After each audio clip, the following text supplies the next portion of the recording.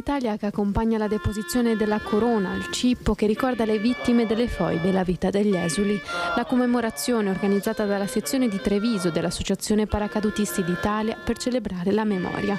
La rappresentanza di Fratelli d'Italia con Claudio Borgia, Tommaso Razzolini, Davide Acampore e Gloria Sernagiotto. È una pagina di storia per troppo tempo nascosta a tutti e che oggi è presente e quindi va portata avanti, perché purtroppo episodi di negazionismo e riduzionismo accadono ancora oggi. Con loro anche l'Unione degli Istriani e l'Associazione Nazionale Venezia Giulia e Dalmazia. In Piazza Pola, sotto la pioggia, le testimonianze si sono succedute lasciando spazio alla memoria degli esuli. Ai figli hanno raccontato, certo, però hanno raccontato non dettagliatamente tutto, evidentemente la ferita era ancora molto fresca. Ai nipoti hanno raccontato invece tutto. Io ovviamente andavo a scuola e chiedevo ai professori, ai maestri, ai professori se si potesse affrontare anche questo tema. Quando abbiamo messo questa come dicevo prima, questo piccolo cippo in Piazza Pola, sono passati molti anni e ogni anno si cerca e si continua giustamente a voler parlare di questo. Grazie alle testimonianze ancora presenti, il Comitato 10 febbraio gira le scuole dove siamo invitati, va nelle piazze e porta i libri che questi esuli hanno scritto nell'ancora ricordo, nel ricordare quello che avvenne. Quello che avvenne, oggi siamo nel 2025, esattamente 80 anni fa. Allora, buongiorno. Perché ho aperto con questo servizio, anche del giorno del ricordo? Perché oggi ho invitato Giuseppe Giabardo, che è nipote di un esule, che era venuto qui a Sveglia Veneti. Eccolo qua, ciao Giuseppe, ben arrivato, grazie. Avevo promesso a questo ragazzo che l'avrei fatto parlare, perché io continuo a dire che ascolto sempre o i soliti noti o i diversamente giovani, però giovani veramente pochi. Vedremo anche nelle immagini, io sono dell'idea che li ascoltiamo poco, perciò non è che se sappiamo veramente la verità, se loro sanno o non sanno. Sì. Chi racconta queste storie, se la scuola è interprete anche di questo momento del giorno del ricordo, e avevo promesso a Giuseppe che l'avrei reinvitato proprio per sentire la sua versione. Allora Giuseppe, abbiamo visto questo giorno del ricordo, questa commemorazione in Piazza Pola. Ecco, rispetto a quello che ho detto io, come la vedi? Qual è il tuo sentore? Cosa racconti? Come mai sei appassionato di questo? È vero che sei nipote di un esule, ma però ci vuole anche una certa passione per continuare a capire la storia anche della tua famiglia. Prego. Sì, diciamo, oltre l'interesse che io ho avuto nei confronti della storia di mio nonno, propriamente perché mio nonno, anche per il fatto che se ne è parlato veramente poco anche per tutta la mia carriera scolastica. Già si fa difficoltà ad arrivare alla seconda guerra mondiale quando si è alle superiori, anche se si fa dei licei. In più parlare di queste cose che magari molti professori vedono come respinte, quasi reiette, è difficile che una persona vada a parlare proprio di questo. Non sto ovviamente offendendo nessuno per via di appropriazioni politiche, però è proprio strano perché non se ne parla, e ovviamente quando qualcuno conosce solamente la superficialità della storia. Quando qualcuno nomina l'esodo istriano, magari io nomino l'esodo istriano ai miei amici, è difficile che qualcuno conosca le date, le storie, i numeri, le proporzioni. Si ricordano la stessa solfa delle foibe e basta. Non è... Perché hai detto la stessa solfa? Perché viene sempre insegnato che le foibe sono delle insenature carsiche dove venivano gettate le persone, ma non c'è mai un fondo a questa storia. È sempre una storia sempre superficiale, senza nessuna tipologia di approfondimento. L'insegnante andrà sempre a dire sempre le stesse cose per 5 anni consecutivi, ma i partigiani titini non diventano mai i veri cattivi della storia, diventano semplicemente delle persone. Non si punta mai il dito verso un colpevole. Senti Giuseppe, quello che però traspare anche da quello che abbiamo visto e conosciuto e sentito proprio dal giorno della memoria al giorno del ricordo, io ho avuto ospiti anche questi ragazzi che sono stati anche ad Auschwitz, E non è vero che voi non siete intrigati. Ecco, tu rappresenti ad esempio il nipote di un esule.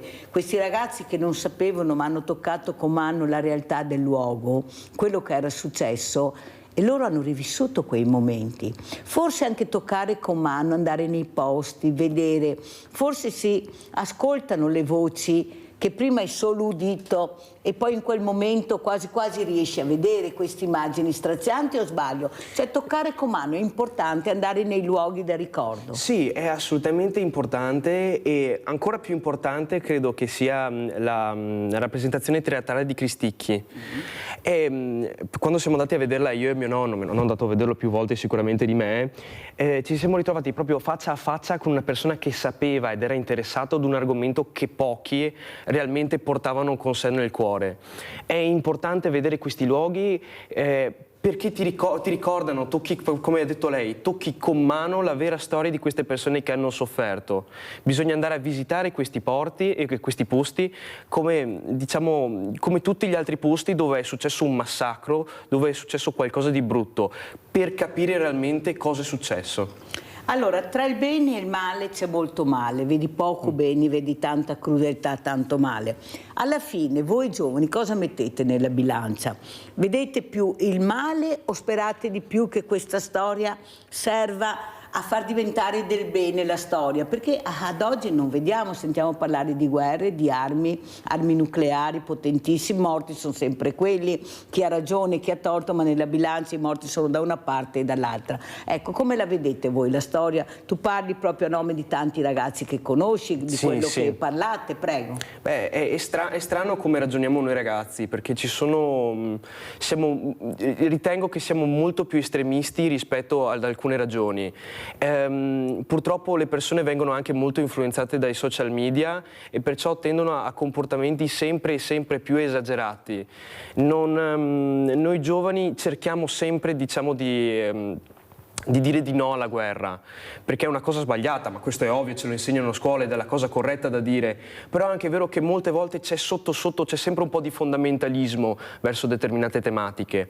Pensiamo alla guerra in Palestina, alla guerra in Ucraina, ci saranno sempre due fronti e dipendentemente con chi ti schieri diventi automaticamente una persona di un determinato schieramento politico, il che è completamente sbagliato, perché se sei giovane e magari hai gli amici un po' di sinistra, un po' di destra, dipendentemente da quello che tu hai, vai a schierarti da una parte o da quell'altra e inevitabilmente andrai a supportare un conflitto. È questa la cosa sbagliata. Senti Giuseppe, secondo te parlare ancora di comunisti, di fascisti, di nazisti ha senso, oppure secondo voi giovani, il futuro è nelle vostre mani, è solo conoscere la storia, capire la verità della storia? Come abbiamo sentito, purtroppo la storia delle foibe è uscita molto tardi, ecco, tutti passano il cerino, ma il vero perché non si sa, non si sa come mai questa storia non è stata scritta. Che idee vi siete fatti voi? Vedete ancora questa politica proprio divisa ancora nella retorica? Qualcuno dice comunisti, fascisti, nazisti, oppure bisogna andare avanti e cercare di capire la vera storia, il perché di questa crudeltà? Bisogna capire il perché di questa crudeltà, anche se secondo me è molto più semplice di quello che si pensa. È una semplice stupidità. Le persone che adesso si definiscono fasciste o comuniste non sono realmente né fasciste né comuniste, sono persone ignoranti che hanno preso a cuore delle tematiche che sono sbagliate, gli estremismi sono sbagliati, che non so perché li prendano esattamente, ma è rabbia fomentata, persone che vivono, ad esempio le persone che hanno imbrattato la foiba di Vasovica, sono sicuro che non hanno realmente a tema determinate tematiche, ma usano quella rabbia, quella cattiveria contro persone, ad esempio gli istriani, per continuare a sopravvivere, per continuare ad avere le proprie idee senza diciamo, avere un fondo completo alla cosa. Allora, andiamo a vedere proprio questo imbrattamento terribile che è stato fatto a Vasovica e poi lo commentiamo. Ha sentito, ha visto? La mamma dei cretini è sempre incinta, da una parte e dall'altra. Ecco, poi insomma a ridosso anche del giorno del ricordo di tutte... La mancanza di rispetto è incredibile. Se n'è accorta la squadra che stava allestendo il palco e le transenne per la cerimonia del giorno del ricordo, e certamente quelle scritte in rosso: morte al fascismo, libertà ai popoli, Trieste nostra, è quel numero, il 161, che rimanda a quello delle associazioni slovene sciolte o chiuse durante il fascismo, avevano un solo scopo, sempre quello fra l'altro: sporcare il senso stesso del 10 febbraio, anche e forse soprattutto alla luce dell'inaugurazione quasi contemporanea di Go 2025, passo importante per il superamento delle barriere che tristemente conosciamo. Sul posto polizia e carabinieri ed esponenti della Lega Nazionale, a cui il monumento della foiba di Basovizza fa capo. Con tutta probabilità l'imbrattamento è avvenuto nella notte o di prima mattina. La vernice è apparsa fresca al personale della ditta, che ha subito informato le forze dell'ordine. Non è quello odierno che è l'ultimo di una serie di affronti che la foiba ha subito,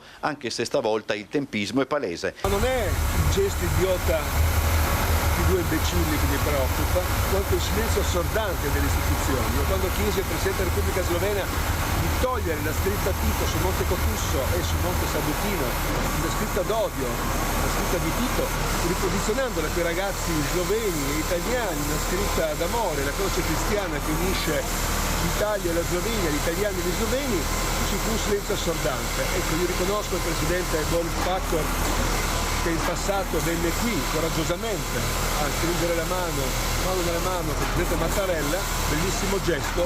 Poi sarebbe bello che questa proposta venisse attuata affinché questo lunghissimo secondo dopoguerra incominci a finire. Immediatamente si è provveduto a coprire le scritte in modo che lunedì l'ingresso della foiba non rechi evidenza dell'accaduto. Come giudica questo atto di vandalismo alla foiba di Basovizza? Beh, è un tentativo evidentemente di rompere quella che è per fortuna il segno dei tempi nuovi che si respirano a Trieste, nella nostra regione e nelle nostre terre. Dopo la stretta di mano di Mattarella e Pahor su entrambi i monumenti, la foiba di Basovizza e il cipo dei fucilati sloveni sempre a Basovizza, il clima politico è cambiato, che è molto importante, e sloveni e italiani di queste terre finalmente credo abbiamo superato i conflitti del passato. Ora è evidente che c'è qualcuno che pensa di poter riportare la storia indietro, ma non ce la farà. Non ce la farà proprio, e il segno è proprio, credo, anche la nostra condanna, la condanna di un partito sloveno di questi fatti. Anche noi ricordiamo quello che succedeva sui nostri monumenti molti anni fa e che per fortuna ultimamente sostanzialmente non succede più. Vuol dire che veramente i tempi sono cambiati, ma c'è qualcuno che vuole tornare indietro e non ce la farà, sicuramente non ce la farà. È un gesto detestabile, perché se la prende con i morti chi non ha il coraggio di prendersela con i vivi. È un gesto vigliacco, fatto di notte, in forma anonima, strisciando per terra, un po' come fanno i vermi, ed è un gesto fondamentalmente comunista. È un gesto comunista, non è un gesto italiano o un gesto sloveno, è un gesto stupido, vigliacco e comunista. Devo dire che il giorno del ricordo ormai è un patrimonio di tutti. Evidentemente c'è chi non si rassegna, evidentemente c'è chi lo contesta ancora. La cosa importante è che non lo facciano né le persone sane di mente e soprattutto che non lo faccia la politica. Allora, Giuseppe Giabardo, quello che abbiamo sentito è ancora la parola comunista. Abbiamo sentito anche questa rabbia, questo dolore su questi imbrattamenti inconcepibili. Io volevo sentire anche come tu commenti queste dichiarazioni che abbiamo visto, questo servizio. Prego. Beh, io ritengo che le dichiarazioni sono estremamente corrette. È un gesto particolarmente vigliacco e soprattutto anche la tempistica è stato fatto sicuramente apposta per via del giorno del ricordo. È da ricordare inoltre che è stata già nominata la parola comunista, che secondo me non è completamente corretta, perché erano partigiani titini, erano una cosa diversa. Tito, quando diciamo, voleva scacciare gli italiani dall'Istria, diciamo, non è che lo faceva in maniera molto ortodossa. Prima gli costrinse ad imparare il croato, ad imparare la lingua jugoslava. Poi siccome non si levavano tanto dalle scatole, ha deciso di procedere a sterminarli. La gente scompariva la notte, la gente veniva gettata nelle foibe, venivano fatte esplose mine, ordigni che erano lasciati là abbandonati dalla guerra. E ci sono persone che portano ancora questo rancore, ma solamente perché il nome è partigiano. Solamente il nome è partigiano e allora per questo sono comunisti. Se sono comunisti e sentono il nome partigiano Titino e sentono la storia che gli viene raccontata e questa storia che gli raccontano loro che è scorretta e dicono che quelli nelle foibe sono tutti fascisti, è completamente sbagliata. Loro si pigliano a cuore una causa che è scorretta, ma non è che sono cattivi nell'animo, sono semplicemente ignoranti.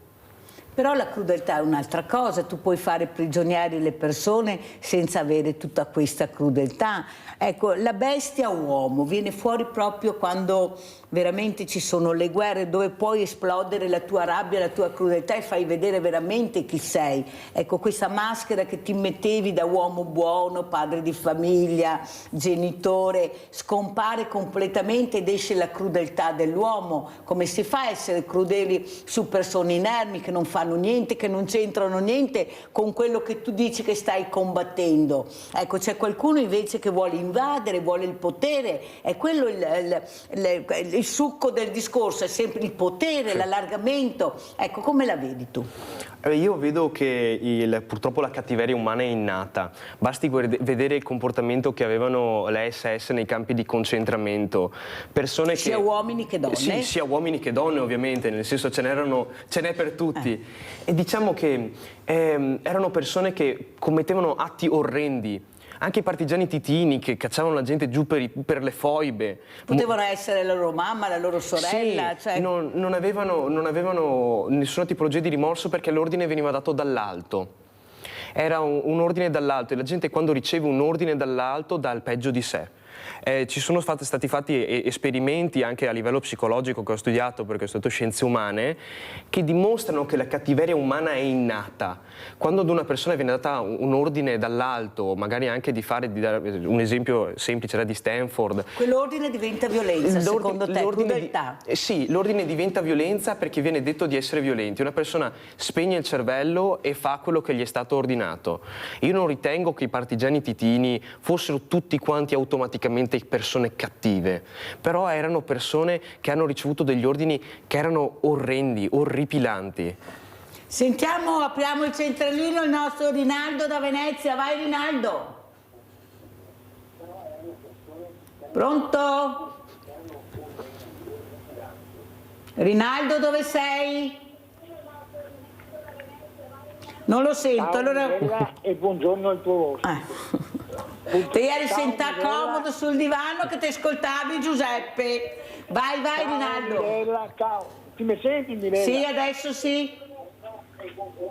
Sbassa la televisione, Rinaldo. Ciao Mirella, ciao. Ciao Mirella e buongiorno al tuo ospite. Ciao. E foibe è una marcia da scangiare, nel senso che se ma come? Ciao, ti sento. Non sta sigando, madonna. Rinaldo, hai la televisione alta, metti a posto, se no non ce la facciamo. Ecco, sento solo la televisione. Andato, niente, poi vediamo se riusciamo a riprendere perché così non funziona. Avevo proprio nell'orecchio la televisione. Andiamo a vedere anche un'altra reazione, andiamo a vedere questo servizio deportati Bucci, andiamo a Udine. Deportate.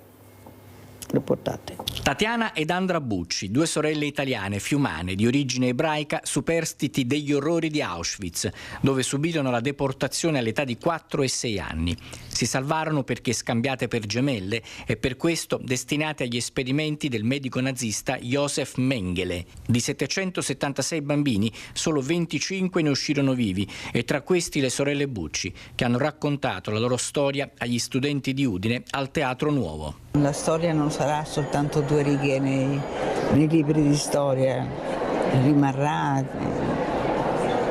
come ho detto, insomma, un seme viene messo piantato e dopo cresce e bisogna sempre trovare un punto di incontro.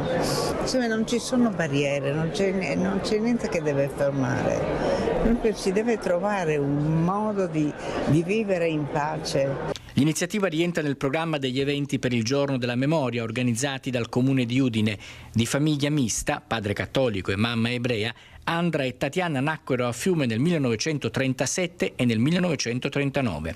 La loro è una testimonianza dolorosa e drammatica di un'infanzia segnata dal terrore e un difficile ritorno ad una vita normale. Per anni in famiglia si evitò di parlare di Auschwitz e solo in età adulta Andra e Tatiana iniziarono a testimoniare la loro esperienza. Abbiamo avuto veramente la fortuna di farcela anche dopo, grazie soprattutto grazie a mamma e papà. Nessuno aveva foto, era impossibile avere foto a Birkenau. La foto era una foto che mamma ci mostrava quando eravamo ancora a Fiume perché papà non era con noi. E noi abbiamo la sfortuna, posso dire, di appartenere a tutti e due perché sopravvissuti all'Olocausto siamo tornate in Italia, i genitori ci hanno ritrovato e purtroppo abbiamo dovuto lasciare la nostra città che era Fiume. Noi per quello non abbiamo sofferto, ma so che invece per mamma e papà è stata dura lasciare la loro città. Abbiamo Vladimiro da Rovigo che ha preso il posto di Rinaldo. Ciao Vladimiro.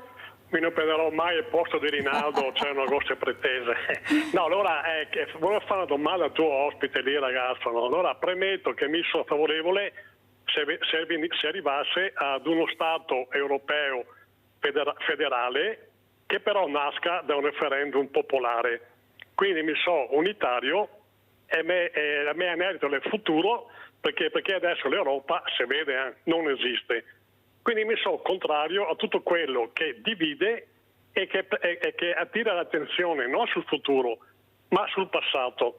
Ascoltando nei servizi quello che ha detto l'esponente di un partito sloveno, mi è venuto in mente un fatto che è capitato 2 settimane fa circa e che vorrei appunto chiedere al tuo ospite, al ragazzo. No? Cioè, nei giorni prima della celebrazione delle foibe e tutto quello che capita in quel periodo lì, no? Porzus e via parlando, e i componenti del partito di Giorgia Meloni in Europa aveva fatto il Parlamento europeo una mostra per far vedere ai parlamentari europei e al pubblico alcune foto delle foibe, no?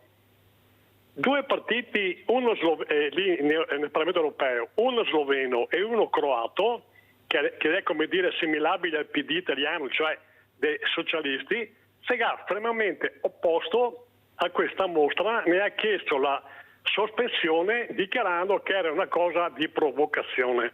Ecco, mi vorrei chiedere al tuo ospite, chiaro che quelli che ha fatto quelle scritte per terra è di stupidi, quello che ha parlato del comunista, il gesto comunista ha fatto un'analisi troppo sbrigativa, no? Cioè bisogna approfondire quell'affermazione, uno la può anche fare, ma deve spiegarla bene perché sennò non la può fare. Però quei partiti sloveno e croato democratici che ancora oggi definisce come provocazione una mostra di quei periodi lì, questo gesto qua è condannabile o no? Cioè chiedo, ma il fatto che questa cosa sia fatta da 2 partiti sedicenti democratici, e per carità, secondo me è accettabile che sia per loro non si deve fare critiche, oppure forse a maggior ragione facendo delle persone che se professa democratiche non dovrebbe arrivare a fare queste iniziative? Cioè una mostra sulle foibe per me è uguale a una mostra su Auschwitz e su oppure su Gaza oggi, su tutte quelle forme di cattiveria e atrocità umana che è capitata, e nessuno può permettersi di dire no, questa qua te la levi perché è una provocazione. Se la domanda è chiara e il ragazzo può rispondere, Lo ringrazio. Ciao Mirella. Molto chiara la domanda, sentiamo come risponde Giuseppe Giabardo. Chiamatelo pure Giuseppe, che lui è una persona anche molto tranquilla, sensibile, anche molto preparata. Prego Giuseppe. Allora, io ritrovo che siano specialmente condannabili determinati partiti, perché le persone che si oppongono a determinate cose cercano di fare silenzio su determinate tematiche che a loro non vanno bene. Quando qualcosa non va bene a qualcuno è ovvio che tu provi a silenziarlo. Il problema è quando questa cosa arriva in politica. Questi movimenti di sinistra, che il signore che abbiamo appena avuto, Vladimiro ha definito come socialisti, sono molto popolari in determinati paesi, soprattutto negli ex paesi jugoslavi. E questi partiti cercano di silenziare la realtà perché gli provocherebbe un danno, soprattutto un danno all'immagine. È una lotta sempre di immagine. Queste persone dovrebbero essere ovviamente punite ed è ovviamente che una mostra riguardante, diciamo, l'esodo istriano, l'eccidio istriano, è qualcosa che è paragonabile benissimo ad una mostra sull'Olocausto. Sono molto simili, ma è ovvio che a queste persone questa tematica è molto più vicina all'Olocausto ed è ovvio che si batteranno costantemente per silenziarla. Senti Giuseppe, quello che ho notato anche in questi servizi dove ci sono testimonianze forti, indipendentemente da che parte arriva e da che parte sta la testimonianza di queste due donne diversamente giovani, c'erano pochissime persone, pochi giovani, pochi studenti, ma se tu non vai ad ascoltare la storia che viene raccontata, perché queste l'hanno vissuta la storia, non è che te la raccontano o la leggi su un libro, loro l'hanno vissuta, perciò in quel momento loro rivivono la loro storia e penso che per loro sia un momento anche drammatico, è che fortunatamente il diversamente giovane riesce a sopire la rabbia, non è più arrabbiato. Io ho sentito tante testimonianze, non odio più, non ricerco più la vendetta, però c'è poco ascolto, cioè non interessa, non viene pubblicizzato, perché io non vedo questi ragazzi, queste scuole,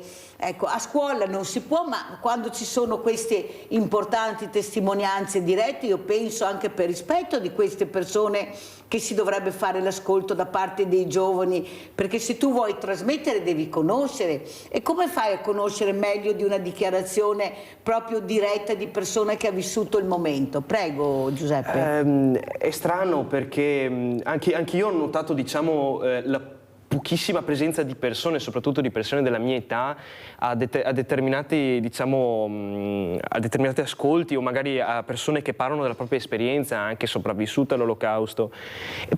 Credo che questa cosa sia derivata non solamente, diciamo, dal poco interesse personale di noi giovani, ma anche dalla complicanza che dà la scuola. È molto difficile organizzare una gita, organizzare un'uscita in giornata per via di permessi o altro. Credo che questa qui sia, diciamo, una tra le cose maggiori, però è anche vero che io ho un terrore assoluto che sia questa la cosa che alle persone non interessa più, che si sta perdendo piano piano l'interesse verso determinate tematiche. Io ho veramente il terrore che si sta arrivando piano piano con la guerra in Palestina. Una assuefazione, cioè non sono più morti ma sono numeri, leggo dei numeri. Le persone lo hanno sentito talmente tante volte che non ce la fanno più, non ne possono più di queste cose, il che è completamente sbagliato. Secondo te, Giuseppe, forse anche una certa segnaletica? Io ho avuto ospite l'imprenditore di Otisalvi Perin, che lui sta cercando anche di far rivivere questi percorsi che facevano una volta questi soldati, ecco, dove c'erano questi ospedali, non c'è segnaletica, non c'è niente. Perché nascondere, come dici tu? Perché la storia è lontana, ma a scuola si studia il Rinascimento, cioè non capisco perché non si voglia andare un po' più avanti nella storia di questi giovani, Napoleone, i papi, i re. Alla fine però la vera storia, che non parliamo di anni luce poi alla fine, parliamo di cose dei recenti, non si vedono. E poi si vanno a scoprire però i reperti archeologici nelle città, cioè la storia deve in qualche modo uscire, ma allora la storia che vuoi tu o quello che vorrebbe la popolazione, i giovani, la scuola? Prego. Allora, Il problema della storia recente è sempre quella che può dare fastidio a chi la insegna e a chi sta venendo insegnata. Quando tu passi siamo alla seconda guerra mondiale, ci sono persone che hanno ancora idee che secondo me sono completamente errate su questo conflitto. Perciò quando tu vai a insegnare una determinata cosa puoi ritrovarti a scontrarti con studenti, insegnanti. C'è ancora un po' di tabù in quest'area, ok? Poi è anche vero che la storia recente, soprattutto quella dell'esodo istriano, è un po' quando tu scopi via la polvere e la ficchi sotto il tappeto. È un problema per dopo. Non è un problema adesso, sarà un problema tra 50 anni, quando diventerà storia tarda e potrà essere di nuovo insegnata senza avere il pericolo che ci siano persone che abbiano continuamente idee su questo, che è sbagliato. Perché chiunque la pensi diversamente su determinati genocidi o determinati eventi va contro la realtà personale e va contro la realtà oggettiva. Sono morte delle persone, sono morte migliaia di persone. Ascolta Giuseppe, quello che però vogliamo anche capire, quanto vedi interesse da parte dei tuoi amici, dei studenti su questi olocausti, su questi eccidi, su queste guerre terribili? È perché fanno delle manifestazioni, delle commemorazioni su orari che magari voi siete a scuola, non potete partecipare? Oppure c'è veramente, come dici te, poco interesse da ambo le parti? Perché io dico molte volte, ma perché fate queste celebrazioni, parlo in generale naturalmente, alle 8 del mattino dove ci sono solo gli addetti ai lavori e qualche autorità, e nel pomeriggio quando invece tu puoi mandare il messaggio alle famiglie che vanno in passeggiata, che vedono, perché all'aperto tu attiri, quando sei all'aperto non lo fate. Per impegni, qualcuno mi ha detto, perché poi siamo liberi al pomeriggio, ma così non può funzionare. Tu sorridi, ma è vero, sì. Hai capito? Anch'io dico, ma perché le fate alle 8 del mattino che non c'è nessuno? Siete sempre voi che sapete la storia, ma gli altri, cioè per cercare di captare, ecco, quella che è la persona che passeggia, perché là è il problema, se non conosci magari senti e vieni attirato. Secondo te non sarebbe da cambiare un po' il registro, le regole del gioco, degli orari, delle giornate? Beh sì, assolutamente, ma credo che debba essere anche data un pochino sempre di più interesse ai giovani, nel senso costringerli ad interessarsi ad una determinata tematica, perché se no non lo farebbero mai. Chi è realmente vicino a determinate cose è perché ha parenti, ha connessioni, ha vissuto in qualche maniera personale quella determinata storia. Io sono particolarmente interessato all'esodo istriano perché ho mio nonno, però devo essere sincero, me ne sarei interessato veramente poco se non fosse stato così. Io sono tremendamente sincero, perché non ne viene dato il corretto spazio, non ne viene data la corretta importanza. Per i giovani ci sono opportunità, ci sono cose, ma come hai detto tu, Mirella, sono in orari tremendi e alla scuola non gli interessa. La scuola ha il programma da seguire, ha le cose standard da insegnare, e quello che finisce dopo le 5 orarie scolastica ce ne si lava le mani. Allora andiamo a vedere Martiri e Foibe, la manifestazione.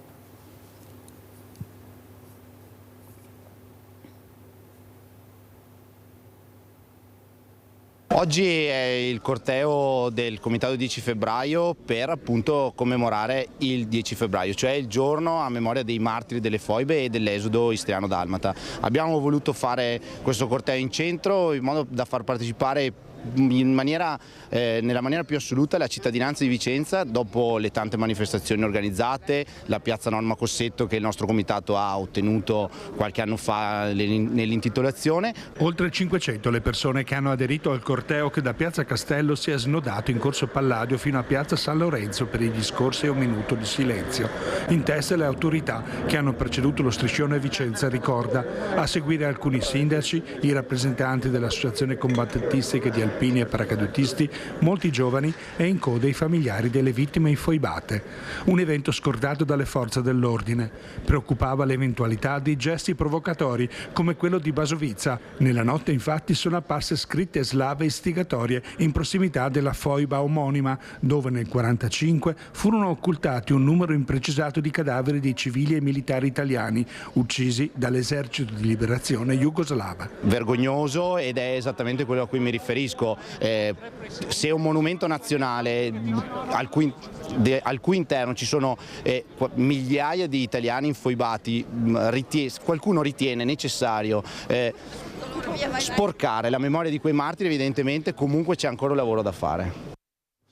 C'è molto lavoro da fare, anche perché, come abbiamo sentito anche da Giuseppe Giabardo, forse qualcosa in più si potrebbe fare. Ecco, si potrebbe cercare di arrivare a questi ragazzi, a queste ragazze che magari non sanno, non conoscono, perché non hanno la fortuna di avere dei nonni in famiglia, delle persone che possono raccontare la vera storia che hanno provato, e così si perderà tutto. In effetti io ho sentito quella partigiana intervistata, Giuseppe, che ha detto: come faccio io a raccontare la mia storia a questi ragazzi che non l'hanno provata? Non riusciranno mai a capire veramente quello che io ho provato, perché solo provando si può arrivare a capire profondamente la crudeltà umana. Cos'è la storia? La storia che ho passato io, che ho vissuto io, raccontarla a questi giovani. In effetti è anche difficile, come hai detto tu, intrigare i giovani su una cosa che non conoscono, che non sanno, che non hanno vissuto, che non ne hanno mai sentito parlare a casa, che non hanno seguito, anche perché la scuola, come hai detto tu, non sempre ha la possibilità di far conoscere questo, anche per paura, per non mettersi mai, ecco, da una parte, magari essere in contrapposizione all'altra. Però deve cambiare, perché sennò, come dici tu, perderemo tutto. Alla fine, quando perderemo queste persone, ecco, che ancora danno queste testimonianze, non ce ne sarà per nessuno, ecco, perché siete in pochi, mi sembra, come te, Giuseppe, che possono veramente raccontare in futuro la storia, ma perché tu ti sei appassionato. Ma chi è stato? È stato mio nonno, è stato un familiare che ha vissuto. Come si farà? Prego. Allora, io sono stato onesto dicendo che non mi sarei interessato personalmente, però credo che il reale interesse possa essere magari portato, magari anche fatto venire, se qualcuno va a vedere, come vedi tu prima Mirella, viene fatta vedere la cosa com'era. Tu devi fare la gita ad Auschwitz, devi vedere i libroni con i nomi di tutte le persone che sono morte, devi camminare dove le persone sono state uccise. Le rotaie, devi andare a vedere le stanze dove erano ammassati. Devi andare a vedere le camere a gas, come nelle foibe, devi andare lì a vedere la profondità, il buco insormontabile, il nero pece, che è quella foiba, che è quel buco dove centinaia, migliaia sono stati gettati, a molte volte ancora vivi. Si dice che alcuni siano sopravvissuti alla caduta, ma siano morti di fame e di stenti giù.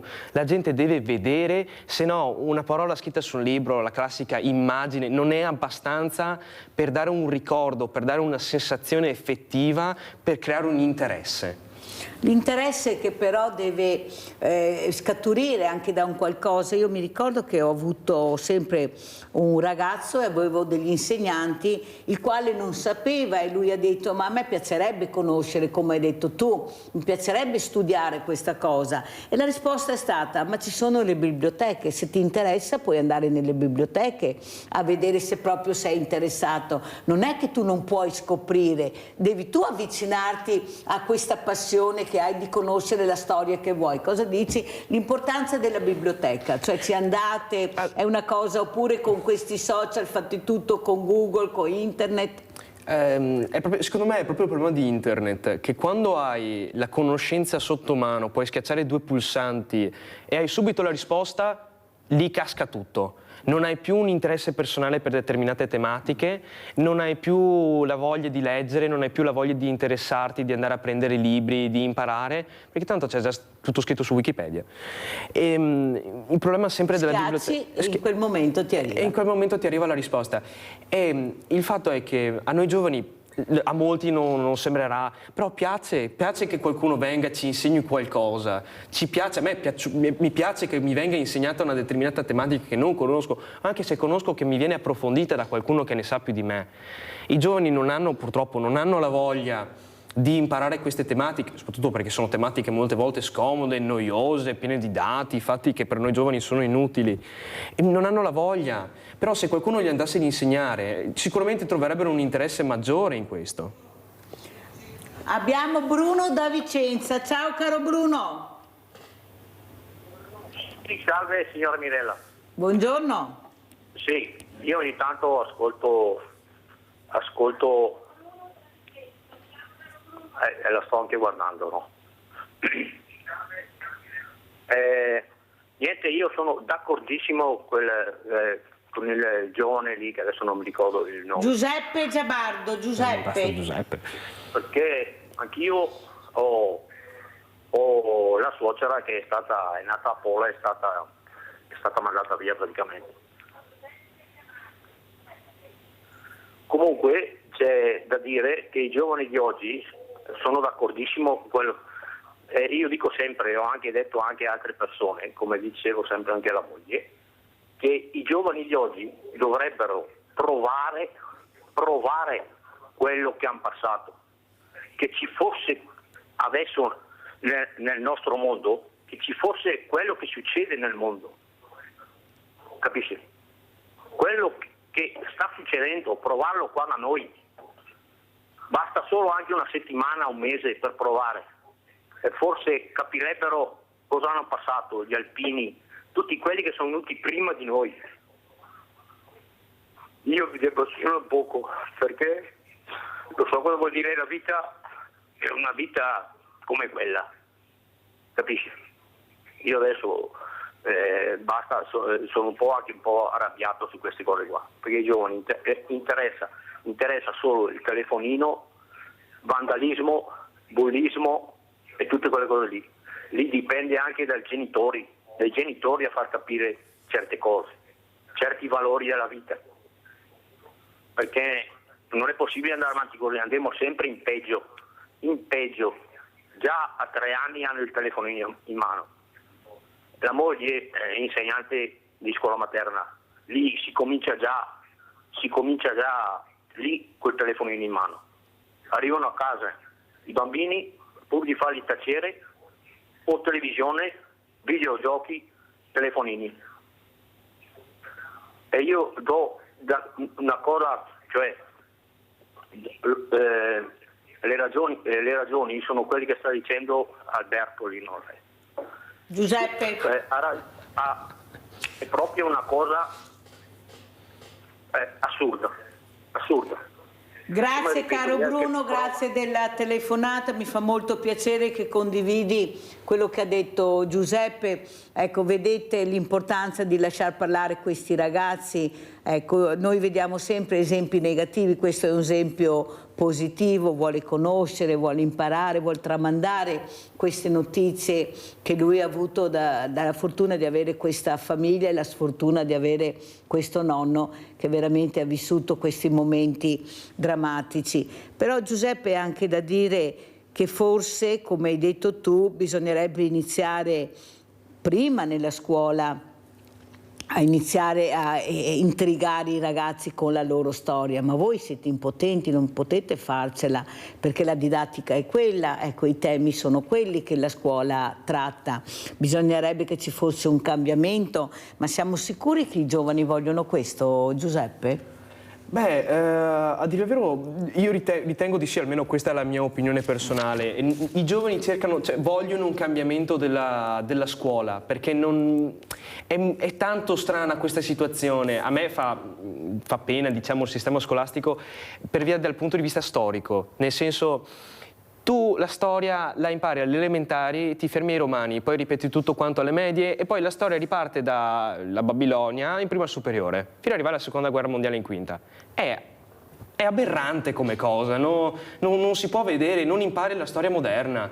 Ma la storia moderna non è che non la impari per via di tempistiche o perché tutta la storia è importante, perché la gente ha paura che se insegna determinate cose si può ritrovare gli studenti contro, se esprime la propria opinione si ritrova gli insegnanti contro, è sempre diciamo, uno sbattersi di interessi, diciamo. E posso dilungarmi un secondo sul discorso che lui ha fatto per quanto riguarda il telefonino. Noi giovani siamo molto influenzati dai social. I social tendono sempre ad estremismi. Quando tu sei davanti al telefonino, magari sei il classico, un ragazzo che ha un'opinione politica sulla sinistra, mettiamo conto. Tu guardi video e l'algoritmo ti propone sempre qualcosa di più estremo. Non c'è più un centro, cioè il giovane o è di sinistra o è di destra, non c'è più un centro. Aspetta purtroppo. un attimo. Respira, spiega cos'è l'algoritmo a casa, perché sai tanti nonni non lo sanno, sì, ma cosa sia questo algoritmo che dice Giuseppe? Cos'è l'algoritmo? Praticamente quando tu sei sui social e tu apri un video e interagisci con quel video, per quanto tempo lo guardi, se metti mi piace, se lo condividi, se metti un commento o positivo o negativo, viene registrata la tua risposta e viene detto: ah caspita, a lui piacciono determinate tipologie di cose, vediamo di proporgliene qualcosa, vediamo di proporgli qualcos'altro di simile, così rimane attaccato. E quando rimane attaccato gli propongono sempre qualcosa di un pochino più estremo per vedere fin dove si spinge. Ma siccome la gente, purtroppo mi dispiace dirlo, ma manca di pensiero critico, continua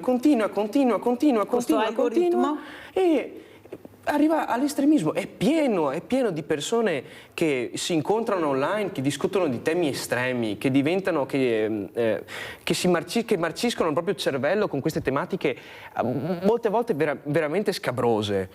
Abbiamo un altro algoritmo, abbiamo Claudio da Marano Vicentino. Ciao caro Claudio. Sì, buongiorno a tutti.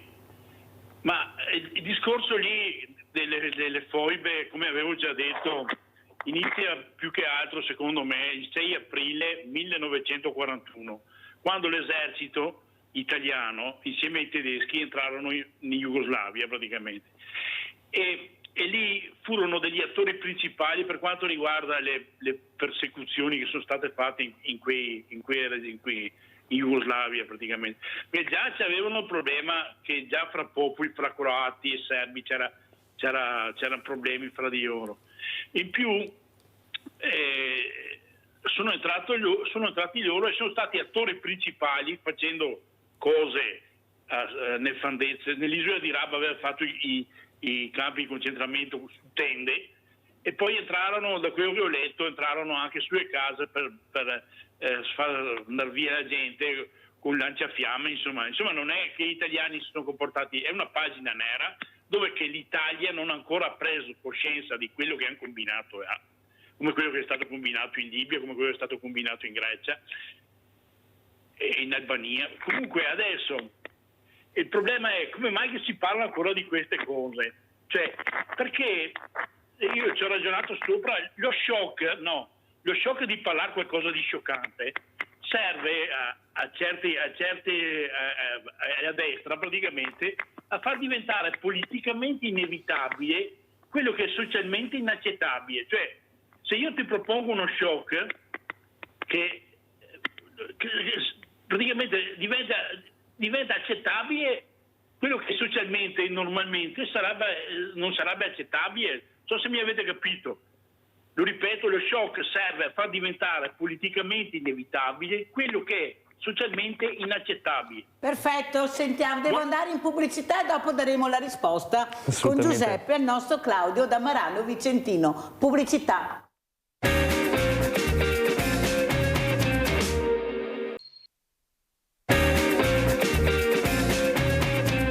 E siamo con Giuseppe Giabardo, nipote di un esule istriano che abbiamo avuto anche ospite, che ringrazio veramente tanto anche per la pacatezza con il quale raccontava questa tragedia nel vero senso della parola. Allora rispondiamo al nostro Claudio da Marano Vicentino.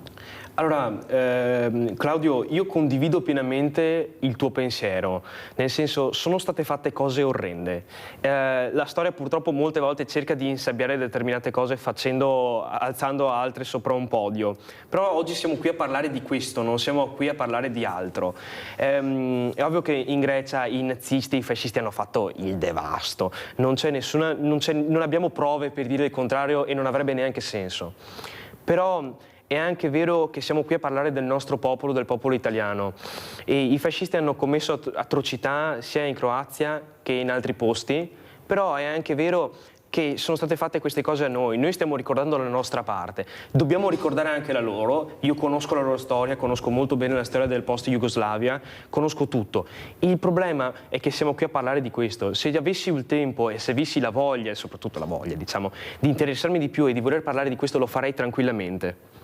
Però Giuseppe, tu hai detto conosco tutto, è proprio vero oppure conosci quello che hai sentito e quello che ti interessa? Perché il tutto è a 360 gradi. Forse ho esagerato un pochino da parte mia, però ho sempre avuto uno speciale interesse per queste tematiche, soprattutto per via di mio nonno. Però mi ricordo, conosco le atrocità fatte dai fascisti quando sono arrivati, nonostante mio nonno non se le ricordi perché era ancora molto piccolo e soprattutto non c'era più un risentimento dei fascisti, nel senso era talmente tanto fresca la ferita che quasi non si ricordava. Ed è strano quello che c'è stato, perché molti esuli non si ricordano fisicamente quello che hanno fatto gli italiani in quel bellissimo posto, cioè le atrocità che sono state commesse. Però siamo qui a ricordare gli esuli istriani. Noi italiani lo abbiamo fatto per via di una guerra, i soldati sono stati qui, gli è stato ordinato di fare questo. I titini invece erano mossi da altre motivazioni. Non hanno ucciso a colpi di pistola, hanno brutalizzato le donne, hanno violentato, stuprato, hanno reinnescato ordigni che erano sott'acqua per farli esplodere mentre gli italiani andavano in spiaggia, per dire. Perciò è sempre stato un tira e molla, ma non è corretto dire che tutti gli italiani che sono stati uccisi sono tutti fascisti, sono stati tutti militari, tutti quanti hanno commesso atrocità.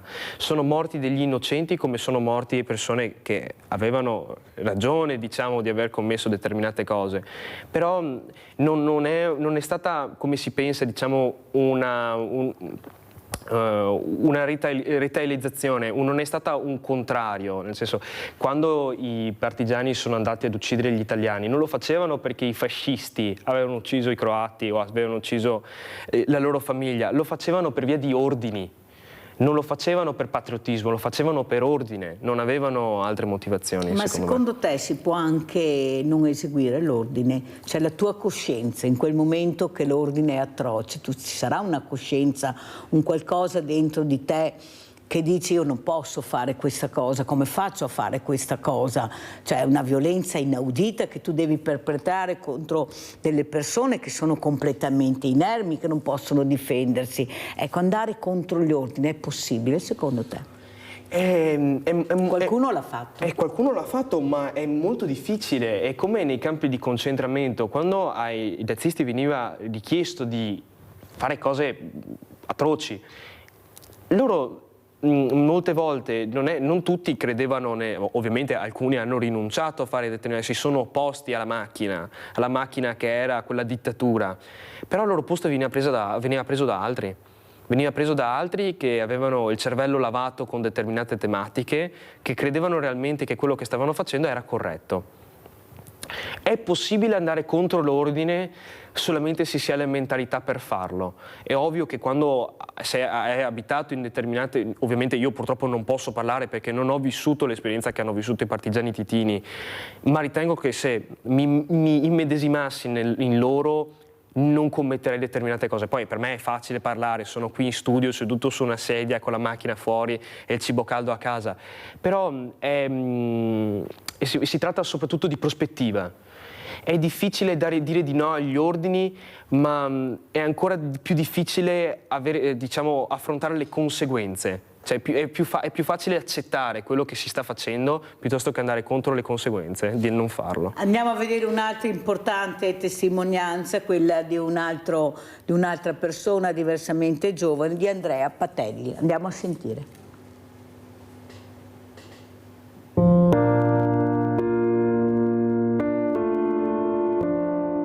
Mentre i grandi, diciamo così, chiacchieravano fra di loro, la Norma Cossetto, ormai signorina, mentre io e mia sorella eravamo dei bambini, ci faceva giocare con una capacità, con una dolcezza che io non posso dimenticare. Dopo quasi 80 anni Andrea Patelli, esule istriano, oggi trevigiano, si commuove ancora. Impossibile dimenticare quella ragazza dai modi gentili, entrata nella storia dopo decenni di oblio. Norma Cossetto era poco più di una ragazza, si stava laureando e alternava delle supplenze nelle scuole di Parenzo. Amava i bambini Norma e veniva ricambiata. Andrea, classe 1936, originario di Visinada, era uno di loro. Era una persona eccezionale e purtroppo quando è successo quello che è successo ed è stata arrestata e violentata e infoibata, io le volevo talmente bene, ero talmente attaccato a questa signorina che a me non è stato detto niente. Non avrei potuto forse sopportare un dolore. Io l'ho saputo molto tempo dopo. Il dolore è venuto comunque dopo, ma ero grande. Oggi dopo tanti anni, tanti decenni le ha portato una rosa. Oggi qui a Castelfranco, dopo tanto tempo, ho avuto l'onore di deporre una rosa. Ho portato a Norma, la mia amica d'infanzia, ho portato una rosa.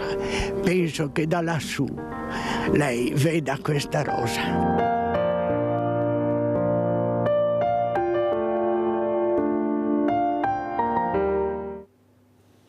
Tre parole molto importanti: arrestata, violentata, infoibata.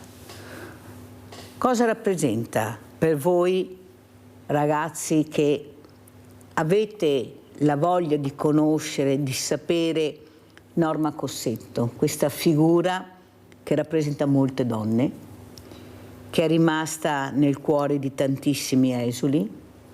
Questa dolcezza, questo amore per i bambini, lei non aveva nessuna colpa, proveniva da una famiglia fascista e soprattutto il padre era un uomo potente e questa famiglia ha pagato tutto questo titolo che aveva, che si è portata dentro per tutta la vita.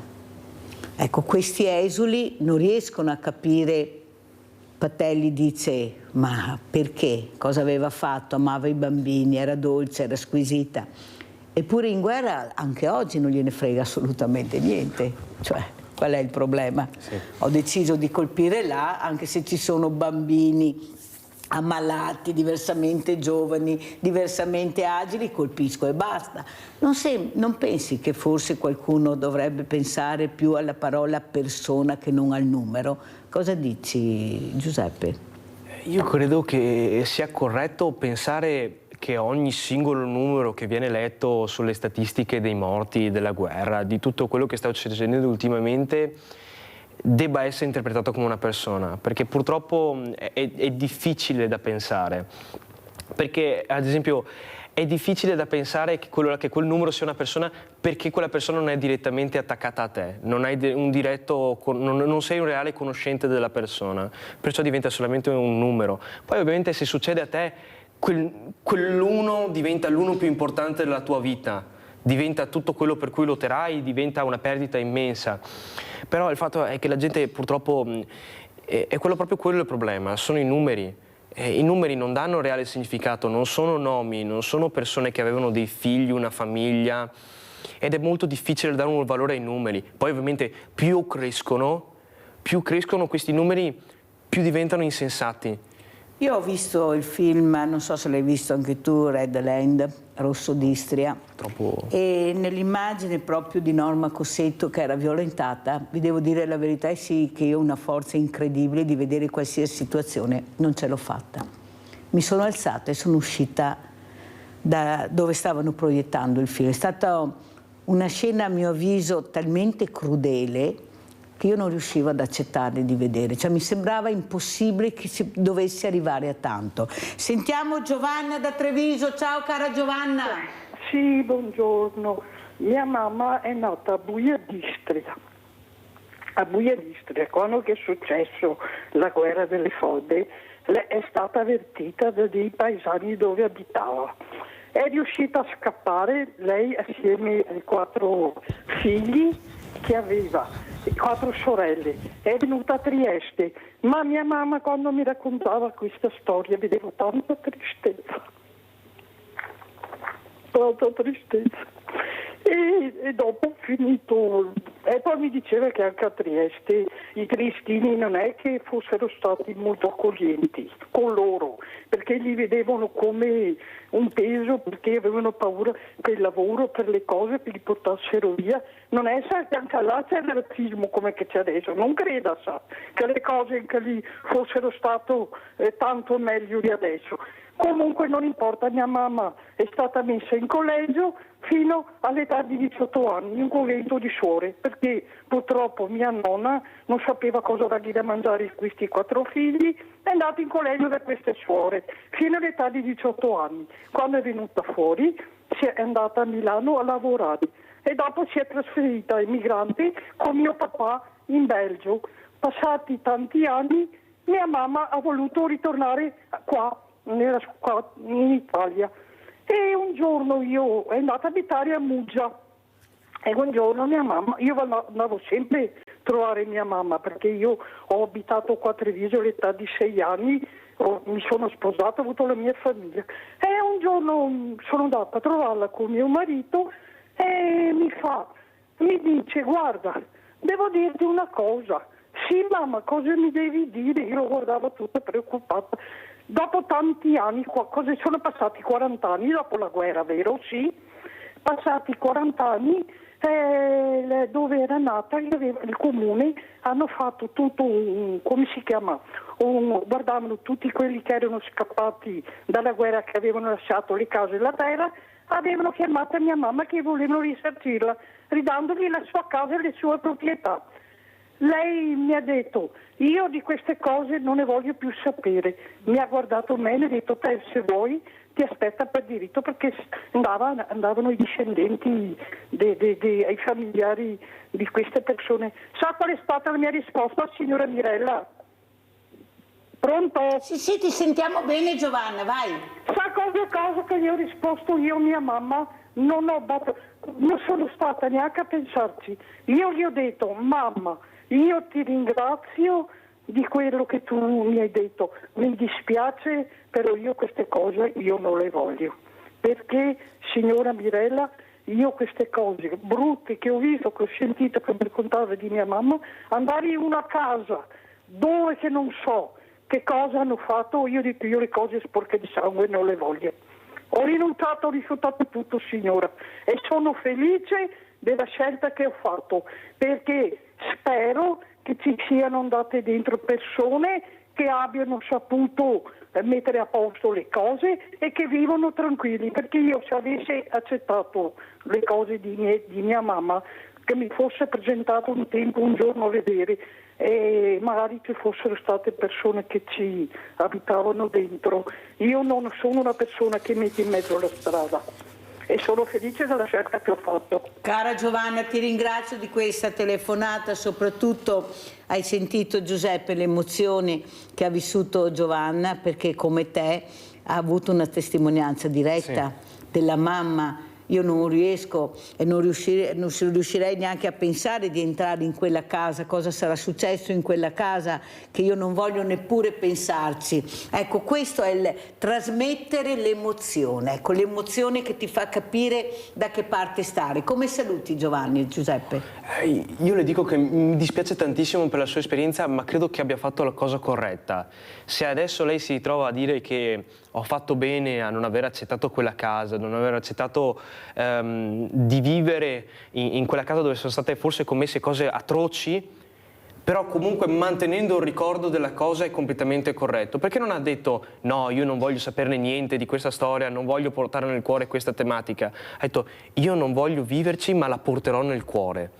Non voglio e perché... sono in pace con me stessa. Ed è in pace con se stessa, ed è questa la cosa importante. Non si può andare a dire ad una persona del genere che ha fatto male, che doveva prendere quella casa perché era proprio un'eredità storica della famiglia, era un elemento storico che le apparteneva. No, lei ha fatto ciò che voleva e si sentiva di fare.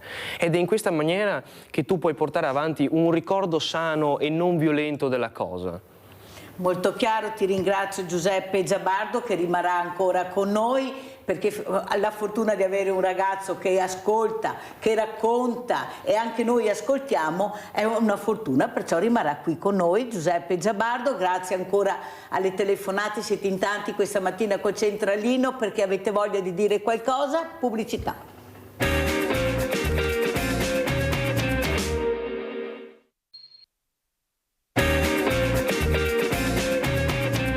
Adesso vi porto a Foggia, dove è collegato con noi Attilio Fratta, presidente e dirigente della scuola. Buongiorno, buongiorno professor Fratta, grazie di essere qui, buongiorno. Saluto anche Massimo Vitturi, invece adesso andiamo a Noale, presidente della LAV, grazie Vitturi di essere qui. Il nostro Giuseppe Giabardo è rimasto qui, che è un nipote di un esule, e vorrebbe anche poi fare qualche domanda ad Attilio Fratta, un dirigente molto importante. Allora, Presidente Fratta, io ho molti ragazzi, non tutti, molti, qualcuno, molti, ma insomma una via di mezzo, che dicono che vorrebbero una scuola diversa, una scuola che rispondesse più alle loro esigenze, una scuola che li coinvolgesse di più, che li intrigasse di più. Troppa didattica. Lei come risponde, professor Fratta? Innanzitutto questo ragazzo che io ho sentito mentre parlava prima, molto bravo, ha le idee chiare, molto deciso, eccetera, eccetera. Come si fa a rispondere a queste cose due parole? Una scuola diversa. Di certo la scuola deve cambiare, perché se non cambierà sarà travolta. Io recentemente, non c'entra niente, sono stato a Londra al BET a vedere tra intelligenza artificiale, nuovi strumenti, nuove tecnologie. La scuola o si adeguerà o finirà, perché non è più all'altezza dei tempi. Per dire con un esempio più semplice, ai miei tempi tu l'elefante te lo dovevi immaginare, no? E quindi noi usavamo molto il canale uditivo, poi col passare degli anni i ragazzi oggi usano il canale visivo, capiscono se vedono, leggono, sentono, quindi bisogna che la scuola si adegui a quella che è la loro realtà, è una cosa normale. I ragazzi, quel tipo di scuola, ecco, diciamo didattica, seduti nei banchi 4 ore, 5 ore, non va bene. Già una scuola organizzata tipo struttura laboratorio, già una scuola organizzata senza classi, questo è un mito, no? Noi teniamo tutti i ragazzi nella stessa scatoletta, è chiaro, chi può prendere il volo non lo prende, chi rallenta, chi va piano, mentre se avessimo una scuola, le cosiddette non graded school, avremmo un percorso che ognuno percorre in base alle proprie capacità. Questo vuol dire proprio rivoluzionarla la scuola. Quindi per certi aspetti hanno ragione. Ed è l'unica giustificazione che io do quando si ribellano, anche se ribellarsi non vuol dire occupare scuole, quello non lo accettano per nessuna ragione. Allora, Presidente Fratta, io l'ho invitata perché mi è capitato di sto seguendo un caso un po' particolare, dove ho coinvolto anche un sindaco. Nel senso che ha chiamato in diretta un genitore, un papà, di un ragazzo veramente un po' sopra le righe, nel senso, non voglio dire di questa patologia che ha, perché non è neanche giusto a mio avviso. È un ragazzo che non sta a stare fermo a scuola, è un ragazzo che si muove in continuazione, è un ragazzo che ha perduto anche la mamma. E io ho cercato, dopo la telefonata di questo papà in diretta qui a Sveglia Veneti, di capire, che questo padre diceva: mio figlio è stato sospeso 4 mesi, Mirella, 4 mesi sono un'infinità. Ecco, mio figlio non accetta, lo vedo veramente depresso, sconvolto, fa un po' di DAD ma non funziona proprio tanto più di così. Poi ho voluto parlare anche con il ragazzo, ho detto: ma cosa hai fatto di così grave per essere sospeso più di 3 mesi? Una cosa incredibile, anche perché quella mattina avevo anche un insegnante che anche lui è rimasto stupito, soprattutto alla parola di questo genitore: ma la scuola è inclusiva o no?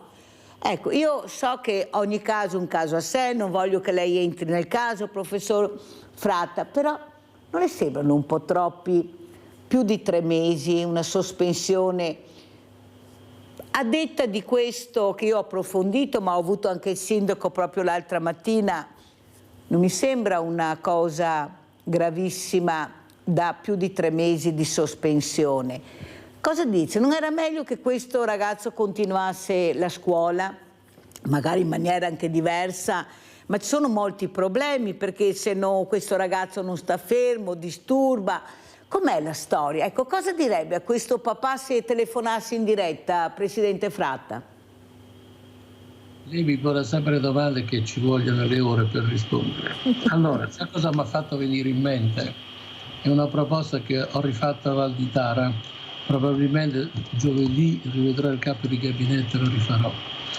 Allora, la mia più bella esperienza nella scuola è stata quella di quando facevo lo psicopedagogista, perché ci fu un periodo in Italia, parliamo degli anni 78, 82, 83, dove in via sperimentale il Ministero previde questa figura nella scuola. Io fui uno dei 33 di quella sperimentazione. E che mentre lei citava il caso, mi sono venuti in mente 3 o 4 ragazzi di quella, altro che non stare fermi, questi distruggevano la scuola, cioè erano aggressivi. Le assicuro che se ci sono persone competenti, persone capaci, che sanno fare il loro mestiere, quindi ci vogliono professionalità, questi ragazzi si recuperano. Adesso se dovessi raccontare solo la storia di qualcuno di questi mi ci vorrebbero le ore. Quindi, che si deve fare? Io non sospenderei un alunno manco per un giorno. Che cosa vuol dire sospendere? Cioè ti liberi della persona e questa diventa ancora più aggressiva. Già è diverso che se uno combina qualcosa che o fa qualcosa che non deve fare, che devo dire, una delle cose più belle che ho fatto io in una scuola dove c'era una biblioteca pressoché abbandonata, quando i ragazzi venivano, tra virgolette, sospesi a scuola, ci andavano lo stesso, però il pomeriggio mi mettevano in ordine la biblioteca, diciamo, si rendevano utili, li devi far sentire utili. Un ragazzo che non sta fermo, che aggredisce, non è mica detto che è un ragazzo che ha problemi. Può darsi che ha problemi perché è talmente ipercinetico, è talmente iperattivo, è talmente... quindi bisognerebbe vedere di caso in caso. Di certo non vanno isolati. Se ci sono persone giuste e professionalità giuste, io lo dico per esperienza, non esistono ragazzi che non possono essere recuperati. Vuole che le dica solo così per citare quello più emotivo? Quando io ebbi questo caso gravissimo, aveva proprio distruzione, il dirigente che c'era in quella scuola, che avrebbe fatto bene a fare un altro mestiere, i carabinieri, non vi dico, quando io sono andato lì camuffandomi da insegnante, ho fatto uscire l'insegnante, dicendo che stava male, se n'è andato, io facevo il supplente per capirci. Io quando ho studiato quel ragazzo, guarda, che vi devo dire, posso andare in bagno? E vai in bagno, esce con un quaderno sotto il braccio. Torna, io chiaramente l'ho seguito perché mi avevano detto che scappavo da scuola, torna, mi dici dove sei andato? In bagno, non è vero, dove sei andato? Sono andato nell'altra classe dove c'è mia sorella, è la prima volta che qualcuno mi mette bravo, sono andato a far vedere mia sorella. Da quel momento il mondo si è capovolto. Beh, insomma... cosa dico a questo papà? Dico che mi dispiace, non so l'età del ragazzo, non è questa la sede per poter dare altri consigli. Il problema è la scuola che ha bisogno di professionalità, è chiaro, specifico. Infatti questo papà ha detto, professor Fratta, io non voglio che mio figlio cambi la scuola, che esca con questa macchia, mio figlio deve rimanere su quella scuola, e si è preso un avvocato. Vedremo come andrà a finire, però sono messaggi devastanti, veramente devastanti. Sentiamo Giuseppe, cosa dici? Ecco, cosa diresti tu a questo papà e a questo ragazzo che magari adesso ti sta anche guardando? Cosa diresti? Beh, dico che è completamente sbagliato sospendere qualcuno per una durata di tempo così lungo. 3 mesi è quasi un terzo dell'intero periodo scolastico, sono le assenze necessarie per farti automaticamente bocciare dall'anno. È incredibile come si possa fare poi ad una persona che sta male, che ha bisogno di aiuto, è ancora più inconcepibile. Che ha perso la mamma, oltretutto. Che ha subito un lutto molto grave in famiglia, è tremendo. Ma come ha detto il professore, È assolutamente corretto, ci vuole una persona, ci sono persone che hanno l'abilità per dare una mano e per svoltare la vita a questi alunni, per svoltare la vita a queste persone che hanno queste problematiche e che potrebbero benissimo sfruttare l'ambiente scolastico come una via anche per scappare da questa cosa.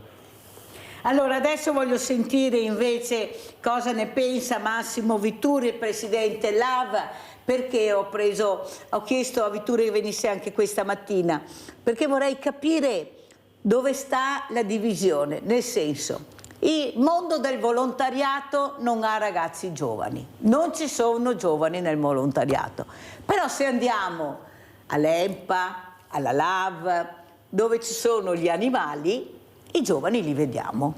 Forse è proprio questo che si fidano più di queste associazioni. L'animale, specialmente il cane, dico, ma dopo vediamo, è stata anche la giornata del gatto, l'amico dell'uomo, queste presenze che sai che ci sono, che non ti tradiranno, anzi ti salveranno in certe circostanze la vita. Ecco, forse dobbiamo intrigare di più questi ragazzi, Vitturi, perché se abbiamo sentito anche il presidente Fratta che dice la scuola deve cambiare, ecco Giuseppe che dice non va sospeso il ragazzo per un periodo così lungo, è inaccettabile sentire facciamo solo del male ancora di più a questo ragazzo. Prego Vitturi. Grazie Mirella. Rispetto alla questione del volontariato devo dire che anche noi di LAV rileviamo quella che è una crisi nazionale in realtà del volontariato che ricade su qualsiasi tipologia di associazione, quindi sia quelle come dire, più dirette agli interessi delle persone, ma anche nei confronti di quelle dirette agli interessi dell'ambiente e degli animali come la LAV. È vero che mancano i giovani, purtroppo. I giovani sono, come dire, hanno difficoltà, almeno per quella che è la mia percezione, e non voglio generalizzare ovviamente, io parlo di quelli con cui ho avuto a che fare, giovani che, come dire, non hanno voglia di attendere i tempi del cambiamento. Provo a spiegarmi. Come LAV, come associazione, ovviamente siamo un'associazione che vuole cambiare il nostro rapporto con gli animali e vuole il riconoscimento dei loro diritti, primo fra tutto quello alla vita. Ovviamente per ottenere però questo obiettivo i tempi sono molto lunghi, anche perché noi crediamo nel cambiamento sia della coscienza sociale ma anche di quella politica e quindi delle leggi sostanzialmente, e i tempi sappiamo che sono lunghissimi. E invece l'esperienza che ho avuto io con giovani, anche volenterosi, persone per carità estremamente affidabili, però non riescono ad attendere questi tempi lunghi, cioè a vedere in prospettiva un cambiamento futuro. E quindi questo per dire che la crisi del volontariato sta investendo un po' tutti nel nostro paese. Io lo dimostro con i miei capelli grigi che oramai tendono al bianco, e sarei ben felice ci fosse qualcun altro di giovane che prendesse il mio posto, che in qualche maniera portasse questa ventata di freschezza, di novità anche nelle idee, perché ovviamente le mie idee sono radicate in un altro periodo, in un altro contesto storico. Chiaro, c'è stata un'evoluzione, però certamente il suo ospite Giuseppe Giavardo ha ovviamente un'altra modalità e un altro approccio alle cose, quindi può portare ricchezza sicuramente lui come i suoi coetanei, come tanti altri giovani, però è un conto del quale dobbiamo tenere presente il fatto che ci sia poco volontariato, e questa crisi poi ricade anche sui soggetti che in qualche maniera fino ad oggi sono stati beneficiari di queste azioni di volontariato. Quindi parlo sia di esseri umani, penso alle persone anziane, penso alle persone che hanno difficoltà fisiche, economiche, psicologiche, che tanto beneficiano dell'attività del volontariato, e penso ovviamente anche all'ambiente e agli animali. Vero è però, come diceva lei Mirella, che in certi casi gli animali possono attrarre di più, perché gli animali ovviamente non parlano, e perché quindi trovano magari negli animali risposte persone che però, devo dire, magari hanno già delle difficoltà di confrontarsi con i propri simili e quindi trovano nello sbocco del volontariato nei confronti dei diritti degli animali una possibilità di impegno che non li comprometta troppo rispetto al dialogo e al confronto con le altre persone. Questo per dire che ovviamente non generalizzo, sono alcuni casi, alcuni esempi, per dire che fare volontariato non è semplice. Capire le motivazioni perché una persona decide di fare volontariato sarebbe fondamentale per ognuno, per tutti coloro che fanno volontariato, perché molto spesso sotto alle motivazioni che ci spingono a intraprendere un'attività di volontariato ci sono problematiche personali che andrebbero risolte in altri contesti. Molto chiaro Vitturi, grazie anche per aver spiegato, ecco, che è veramente un dramma per le associazioni di volontariato. Ecco, qualcuno deve veramente invertire la rotta. E lo chiedo proprio al Presidente Fratta. Presidente, ma oltre al latino nelle scuole c'è stata mamma mia, un alzarsi di scudi tra religioni, crocifisso, presepe. Non sarebbe utile di parlare di un'educazione civica all'infuori della scuola, ma nel mondo del volontariato? Ecco, accompagnare questi ragazzi a toccare con mano cos'è il volontariato. Siamo strapieni di associazioni che potrebbero anche insegnare a questi ragazzi un percorso diverso, toccare con mano, come abbiamo parlato prima, anche la storia delle guerre, degli olocausti, invece di fare tutto a scuola. Perché mi sembra che dopo anni e anni che andiamo nelle scuole, leggiamo la letterina, io sono questo, faccio questo, vi spiego, non riusciamo a intrigarli. Non è il caso di fare l'educazione civica magari fuori della scuola, magari anche nel pomeriggio? Ma dove è scritto che abbiamo sempre avere degli orari precisi e tutto a scuola, gli orti a scuola, il teatro a scuola, tutto a scuola? Prego Presidente Fratta, cambi le cose con Val di Tara quando lo trovi, cambiamo sta scuola, prego.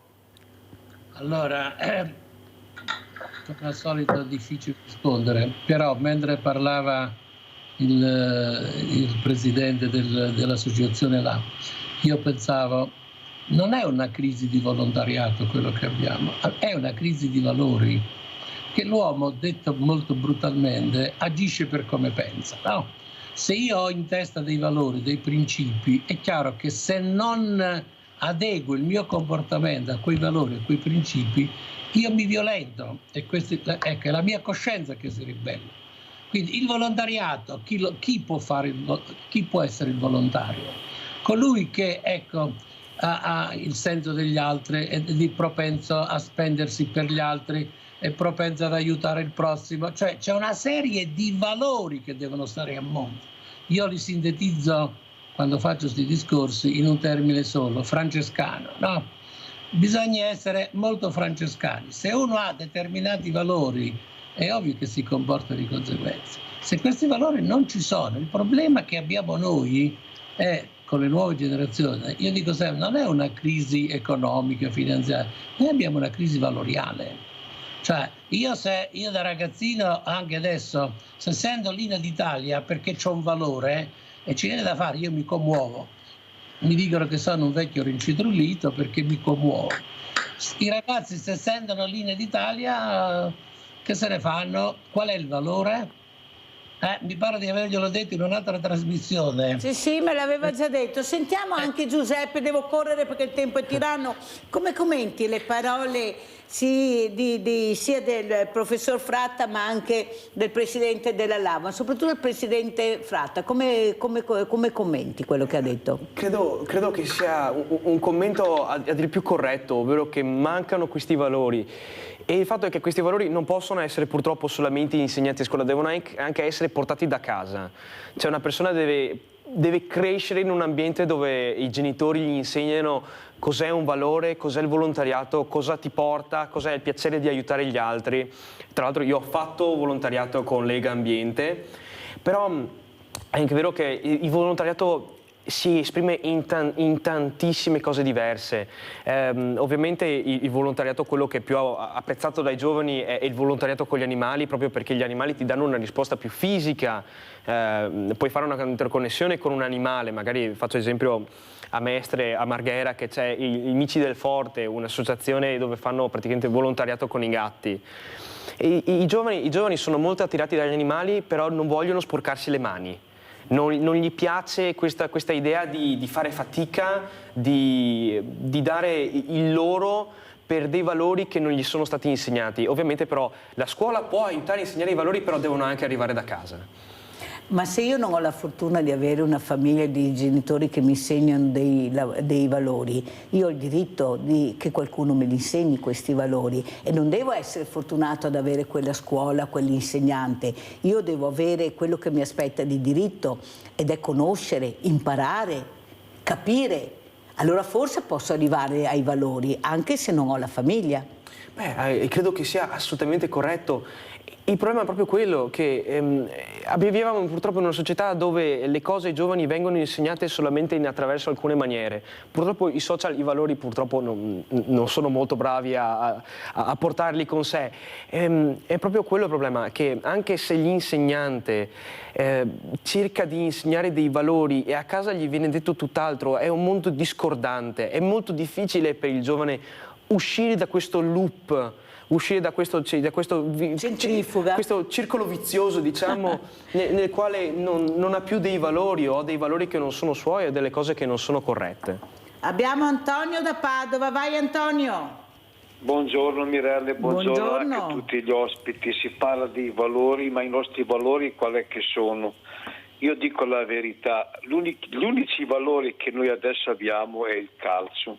Cioè, noi diffondiamo tanto. Hai fatto sorridere Giuseppe, Antonio.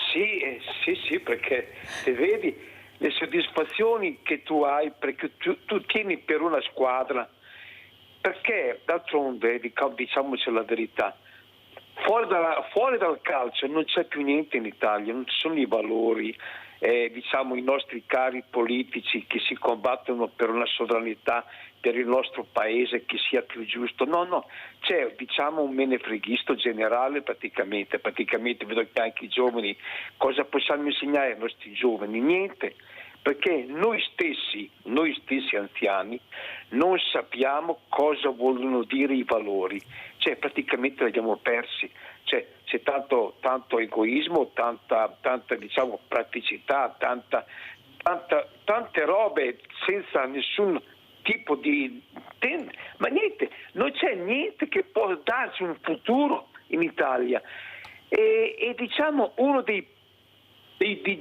pochi che poteva darci dei valori è Mattarella, però purtroppo Mattarella è scivolato nella buccia di banana col discorso che ha fatto che la Russia è come il Terzo Reich, e purtroppo a questo punto dico, io sono per il Bologna.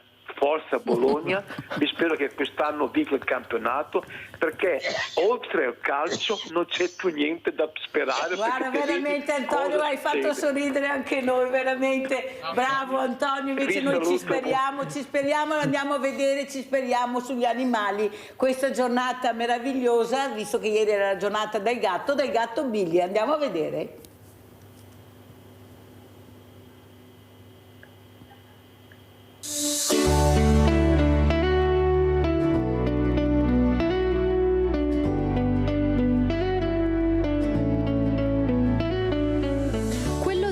E Billy è stato amore a prima vista, un piccolo gattino di 4 mesi incontrato nel bosco insieme ad altri trovatelli, la strada verso casa e poi il ritorno tra gli alberi, dove l'incontro con il piccolo amico a 4 zampe è diventato un per sempre. Ho guardato insieme alla collina, ho dato una fischiata e il primo nome che mi è venuto in mente è stato Billy. Ha dribblato tutte queste persone, ha girato attorno alle mie gambe, è salito in macchina e lì è iniziato l'amore con Billy. 4 anni di amore e di complicità, al guinzaglio, libero per i prati, ma soprattutto in spalla.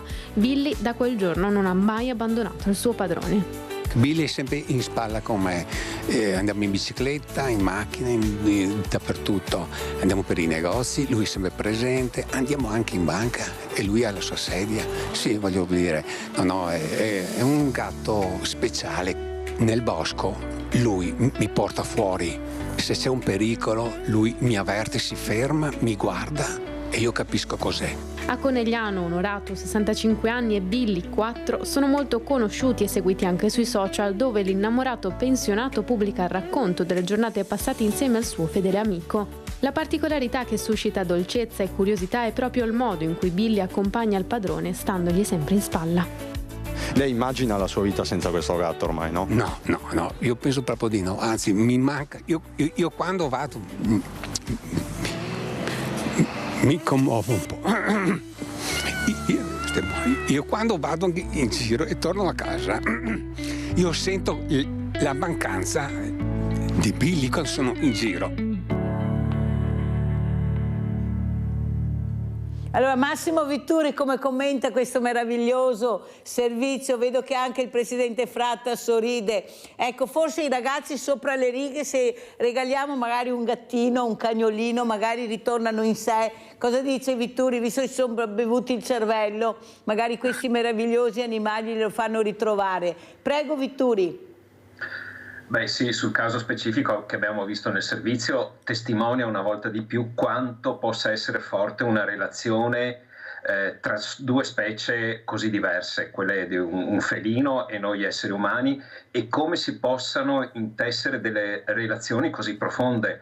Abbiamo sentito la persona intervistata che raccontava di quanto è legato a questo suo compagno, questo gatto, di come capisce, cioè lo capisce sostanzialmente, di come in qualche maniera si parlino tra di loro, uso impropriamente il termine si parlino, però che si capiscono comunque attraverso altri segnali che non sono solamente il linguaggio che abbiamo codificato noi umani.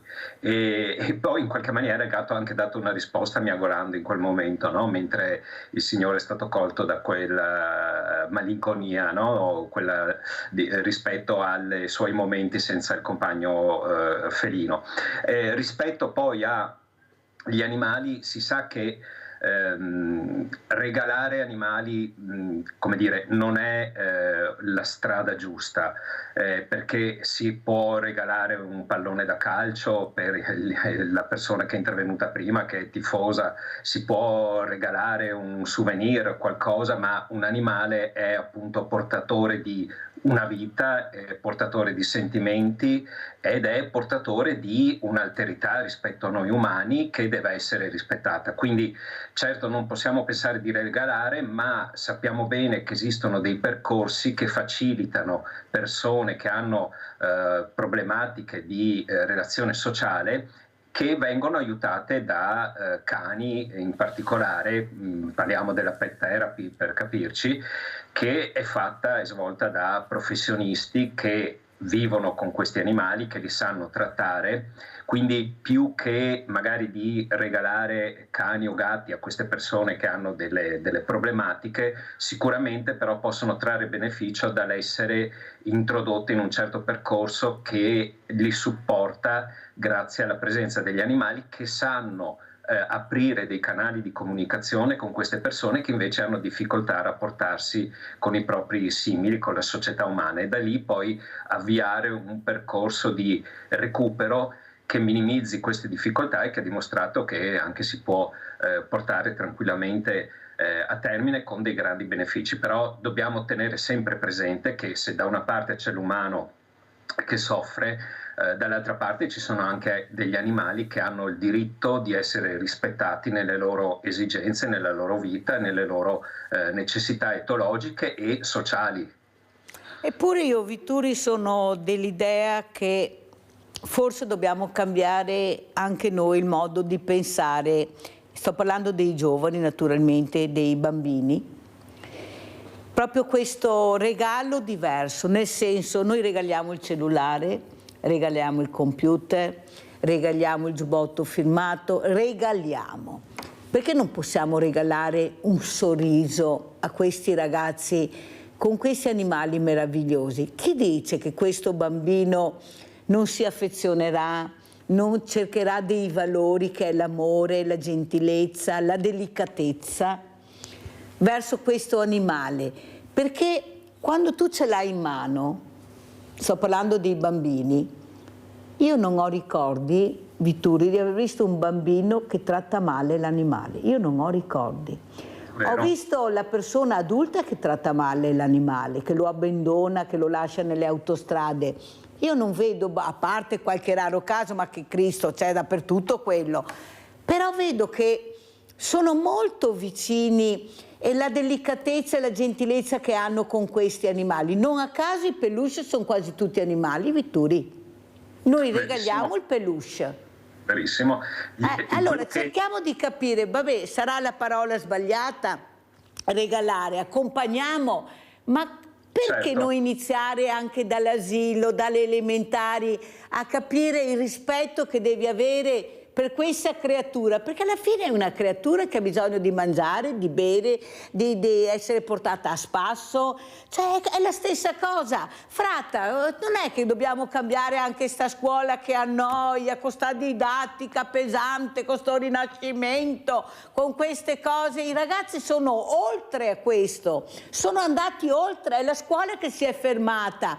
Cambiano i libri ogni anno, ma la storia è sempre quella. Cambia il direttore d'orchestra, ma l'orchestra è quella. Presidente, faccia qualcosa, visto che ha questa sensibilità. Possibile che non si riesca a cambiare? Parliamo di satelliti, abbiamo una scuola che i ragazzi dicono mamma che noia. Lo diceva anche Oliviero Toscani, il liceo, mamma che noia ragazzi, sto liceo. Così ricordo anche Oliviero Toscani. Prego, Presidente Fratta. Non è che possiamo pensare anche agli animali a scuola adesso, perché lì ogni cosa la porta sempre alla didattica, alla scuola, eccetera. Ne abbiamo già parlato. Io starei sul filone animali. Vi dico soltanto un episodio velocissimo, così con gli esempi faccio prima. Ho chiesto qualche tempo fa ai miei 2 nipotini, non so come è venuto fuori, le uova vengono dal supermercato. Mi hanno risposto. Da quel momento io ho un'azienda agricola, tra le altre mie cose. In campagna ci sono galline, galli, loro vanno a raccogliere le uova, ci sono stati anche agnelli, hanno visto partorire e sono d'accordissimo con lei. Un bambino, se gli metti, ma anzi, se per caso vede un cucciolo di qualsiasi animale, glielo devi strappare perché se lo prende. Chiaro? Quando ho detto a mio nipote un giorno, ma tu non puoi venire in campagna oggi, qua là, devi andare a scuola, mi ha risposto, adesso le do ragione. No, io imparo molto di più se vengo in campagna. Vedo la natura, il grano che cresce, ma ha fatto un elenco di cose positive, che tra stare a scuola a fare, non voglio parlare male della scuola, perché effettivamente si annoiava in quello che stava facendo. E se non riusciamo a interessarli, se i ragazzi sono motivati a scuola ci vanno anche volentieri, non c'è niente da fare. Se i ragazzi vedono l'ora di andare, diceva Francesca De Bartolomeis, un insegnante si deve preoccupare quando gli alunni non vedono l'ora di uscire dalla scuola. Li vedono tra i banchi con una faccia smorta, escono fuori, gli metti un pallone tra le gambe e rivivono. Chiediamoci perché. E allora perché non fare questa educazione civica fuori dalla scuola? Ad esempio parliamo anche, Presidente Fratta, della lingua dei segni. Io continuo ad accompagnare questa famiglia con Lisa che non riesce ancora ad andare a scuola, Presidente, questa è la verità. Se riesce a fare 2 giorni alla settimana, 3 ore, sono anche tante. Cioè mancano tante cose dove poter... Una volta io mi ricordo che a scuola si insegnava la lingua dei segni, Presidente Fratta, mi ricordo le lettere perché a casa non se le ricorda. Poi quelle cose buone si buttano via e si va a cercare non so cosa per annoiare, però non per intrigare. Ad esempio la lingua dei segni dovrebbe essere come una lingua straniera che studi, il francese, l'inglese, il tedesco, il cinese. Eppure non si fa e questi bambini, questi ragazzi soffrono incredibilmente. Insegnanti di sostegno non ne parliamo, non sempre preparati. Presidente, con lei? Allora, siamo sempre lì, i suoi discorsi sono sempre molto... Il ragazzo prima, Giuseppe, ha detto una cosa interessante dicendo anche la famiglia. Ci fu una ricerca di Coleman molti anni fa, quando si attribuiva tutta la scuola, questo bel signore fece una ricerca per dimostrare quando influisce o influenza la formazione di una persona, di un ragazzo, la scuola, la famiglia e la società. Le agenzie formative sono 3. non è solo la scuola. Non è che alla scuola possiamo demandare il tutto. Chiaro, il problema è la famiglia, l'ha detto anche il ragazzo, ma ancora di più la società. Come facciamo attorno ai valori? Ecco, come fanno i ragazzi a percepire questi valori se poi vivono in un contesto nel quale a partire dalla politica ingiusti valori non ci sono? L'uomo le cose le deve dire. Noi non insegniamo ciò che sappiamo, noi insegniamo ciò che siamo, noi insegniamo quel che facciamo. I ragazzi vedono, crescono, imitano, e questo deve essere, ecco, un rapporto che ci deve essere tra scuola, famiglia e società. La differenza qual è? La differenza è che mentre la scuola è un'istituzione che ha uno scopo, un fine ben preciso, quindi l'insegnamento della scuola è intenzionale, quello che fuori scuola, è chiaro, non è intenzionale, più che altro casuale. Però la vera educazione civica, stia tranquilla, che la si fa in una società dove certi valori sociali, civili, torniamo è nel mondo del volontariato, Presidente. Abbiamo Maurizio da Arri, vai Maurizio. Ciao Mirella e buongiorno ai tuoi ospiti, al professore e anche al signor Vitturi. Io vorrei fare una domanda al signor Vitturi. Allora, è vero che un animale in casa porta allegria, porta spensieratezza e quant'altro, ma poi ti accorgi che quando in casa hai un pitbull, non so se avete sentito la notizia di ieri, ecco, quando in casa hai un pitbull che azzanna tua figlia di 5 anni, allora capisci che le cose, purtroppo, qualcosa non ha funzionato. Allora io dico una cosa, signor Vitturi, perché in casa bisogna avere, cioè, perché in casa non si hanno cagnolini, non si tengono cagnolini piccoli, non aggressivi e naturalmente non tenendo, cioè cercando di evitare di portare in casa o avere cani di razza aggressiva, perché vi ricordo che il pitbull è considerato razza aggressiva, una delle razze aggressive. Adesso io non lo so che cosa sia successo in realtà. Poi è successo anche un altro signore in Calabria che è stato azzannato da un branco di cani, adesso non lo so, un ottantenne. Allora, mi può spiegare lei perché una famiglia deve tenere in casa un pitbull? Va bene, ok. Con questo vi saluto, vi ringrazio e vi auguro una buona giornata. Grazie a te Maurizio, scusa se ti ho fatto aspettare, ma volevo terminasse il discorso il professor Fratta. Grazie Maurizio, prego Presidente Vitturi. Sì, grazie. Evidentemente la notizia ci ha colpiti tutti ed è tragicissima. Nessuno di noi conosce al momento come sia andata nel dettaglio. Vero è che questo richiama un po' quello che diceva lei poco fa, Mirella, ovvero noi abbiamo bisogno, ed è quello che come associazione cerchiamo di fare in ogni contesto, di essere accompagnati al nostro rapporto con gli animali. Il pitbull è una razza che è stata selezionata appositamente dall'uomo per le sue caratteristiche, soprattutto per la sua forza fisica. È diverso da un volpino, è diverso da un chihuahua, questo lo capisce chiunque a una prima occhiata. Purtroppo dietro alla gestione e alla selezione delle razze ci sono sempre, solo ed esclusivamente, mi viene da dire, frustrazioni umane, comunque desideri di noi umani. E molte persone tengono pitbull, rottweiler e altri cani similari molto possenti, dalla forma fisica molto possente, come status symbol, cioè per dimostrare la forza che magari loro non hanno. Però Presidente Vitturi, mi scusi se corro, ma purtroppo sta terminando il tempo, però abbiamo sentito che altri paesi d'Europa ci sono delle regole ben precise che noi non mettiamo in pratica, purtroppo, però, perché ognuno si fa le proprie regole, fa quello che vuole, si allevano i cani in casa senza sapere come fare, qui si può fare tutto quello che si vuole, a danno però della comunità. Vitturi, anche qua dobbiamo dirla tutta. Allora Giuseppe, so che devi andare a una lezione all'università, come ci saluti? Io saluto il professore dicendo che non conta nulla come discorso, ma è una cosa che volevo far presente. Dal sud stanno arrivando delle risorse importantissime di insegnanti precari che insegnano benissimo la loro materia e interessano tantissimo gli studenti con le loro abilità espressive.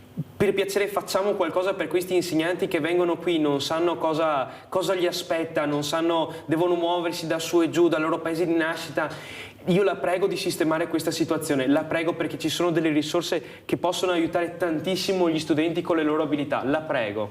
Paola, aspetta, perché assolutamente il Presidente Fratta deve rispondere a Giuseppe. Presidente. Dipendesse da me, che non dipende da me, mi piace no, che... non passi il cerino, Presidente, che lei è un uomo potente, non passi il cerino, Presidente. Io faccio tutto quello che posso, forse anche più di quello che posso, chiaro? Al Ministero dell'Alditare, che parte il rapporto amichevole, eccetera, lì quando ogni volta mi vede come il fumo negli occhi, nella serie che gli dico sempre una marea di cose da fare. Oggi avete toccato il problema, è troppo... Ecco, i ragazzi, i problemi del ragazzo difficile, eccetera. Mirella, lei ha detto 2 parole, gli insegnanti di sostegno. Solo ieri hanno rinviato a giudizio 24 persone per titoli falsi. Stanno chiudendo scuole che lasciano diplomi falsi. E qui abbiamo bisogno di professionalità. Io continuo a ripetere a Valditara che non deve assumere persone per titoli di studi, ma per verifica di competenze. Ti sei comprato un titolo, non me ne frega niente se te lo sei comprato, però se tu devi fare l'insegnante, io devo prima verificare, non si mette nessuno in cattedra se non si verificano. Se risorse che vengono dal sud, purtroppo Giuseppe, mi piace questa sensibilità, veramente un ragazzo d'oro, è che questi non hanno, sai quanti, Giuseppe, dirigenti stanno nel nord Italia perché per una questione di concorsi di dirigenti stanno lì da anni. Uno mi ha detto l'altro giorno: ho lasciato i miei figli a 6 anni, è chiaro, non ho prospettive di rientro, quando li vedrò? Quando saranno sposati? È chiaro che quando uno sta con la testa da una parte o col corpo da una parte e c'ha famiglie, cioè il discorso è molto più complesso. Le risorse ci sono, ecco, se venissero bene accolte, e tocco anche un altro tasto che a Giuseppe può non interessare. Non si può pagare un insegnante come un manovale, un operaio. Insegnante che non arriva a prendere... Vede, professor Fratti, in Italia paghiamo chi non lavora, molti burocrati anche, e invece chi lavora, suda, non li paghiamo. Questo è il dramma dell'Italia, purtroppo. Allora Giuseppe, ti lascio perché so che devi scappare, veramente grazie Giuseppe di essere stato con noi. Salutami tanto il nonno, grazie e buona giornata. Questo portalo pure in regia, grazie. Paola, vai Paola. Sì, ciao Mirella. Scusa Paola se ti ho fatto aspettare, ma dovevo lasciare Giuseppe, prego. Ma ci mancherebbe altro, grazie infinite per le tue scuse, ci mancherebbe.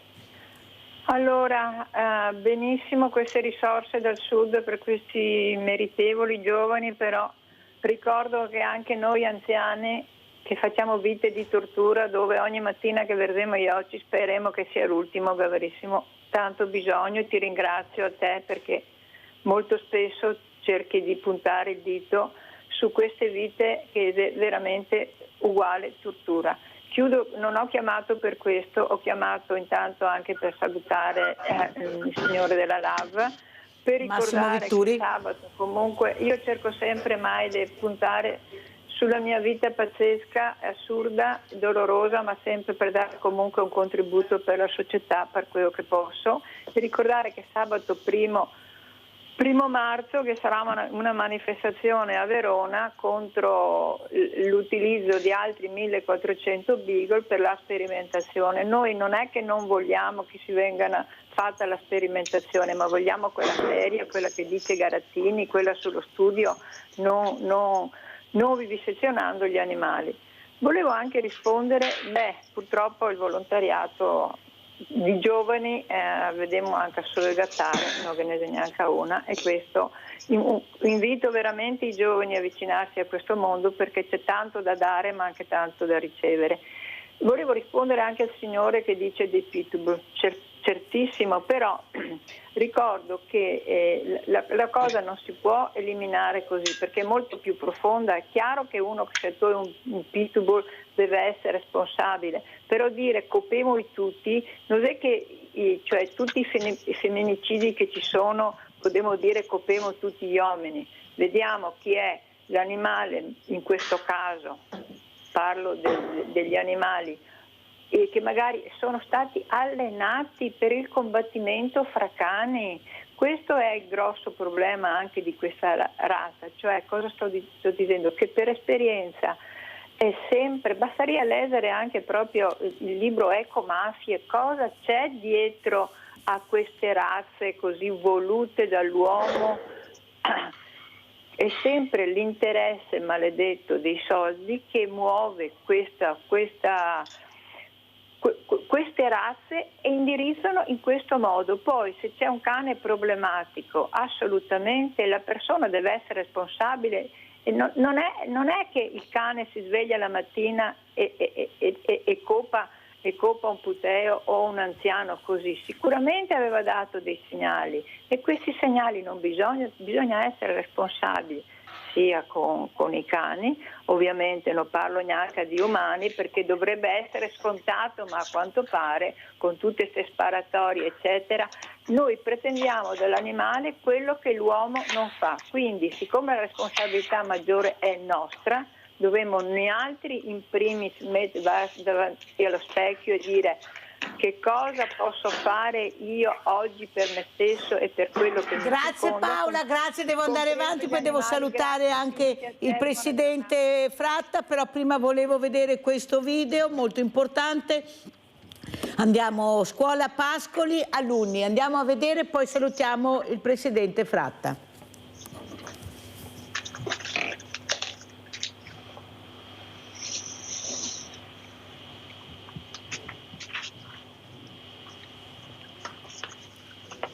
Vediamo se va in onda il servizio.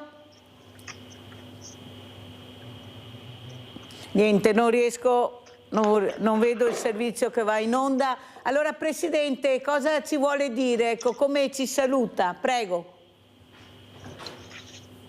Come vi saluto, che fate una bella trasmissione, toccate parecchi temi, molti temi, e vedo che lei ha molta sensibilità, non è...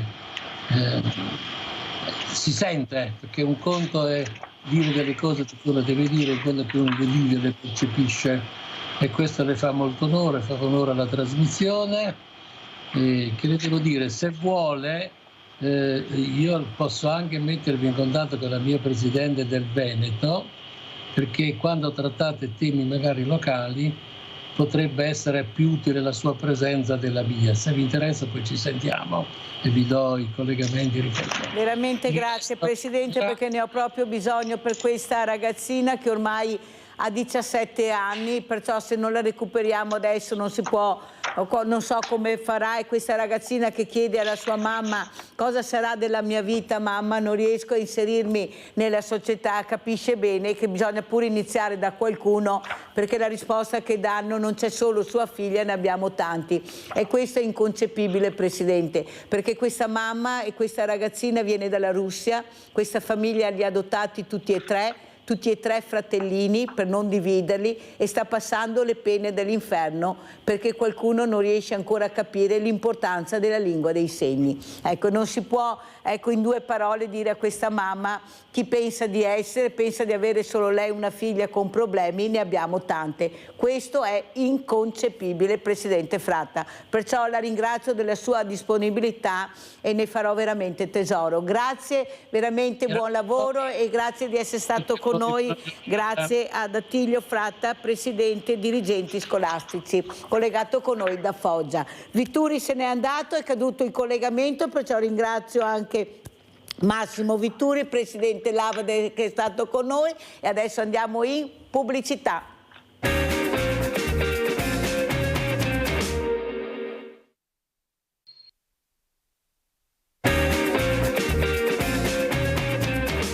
Un uomo di 61 anni, Lorenzo Toso, originario di Gradisca di Sonzo, è deceduto a seguito delle gravi ferite riportate nell'incidente avvenuto nel primo pomeriggio di domenica 16 febbraio a San Giovanni a Natisone.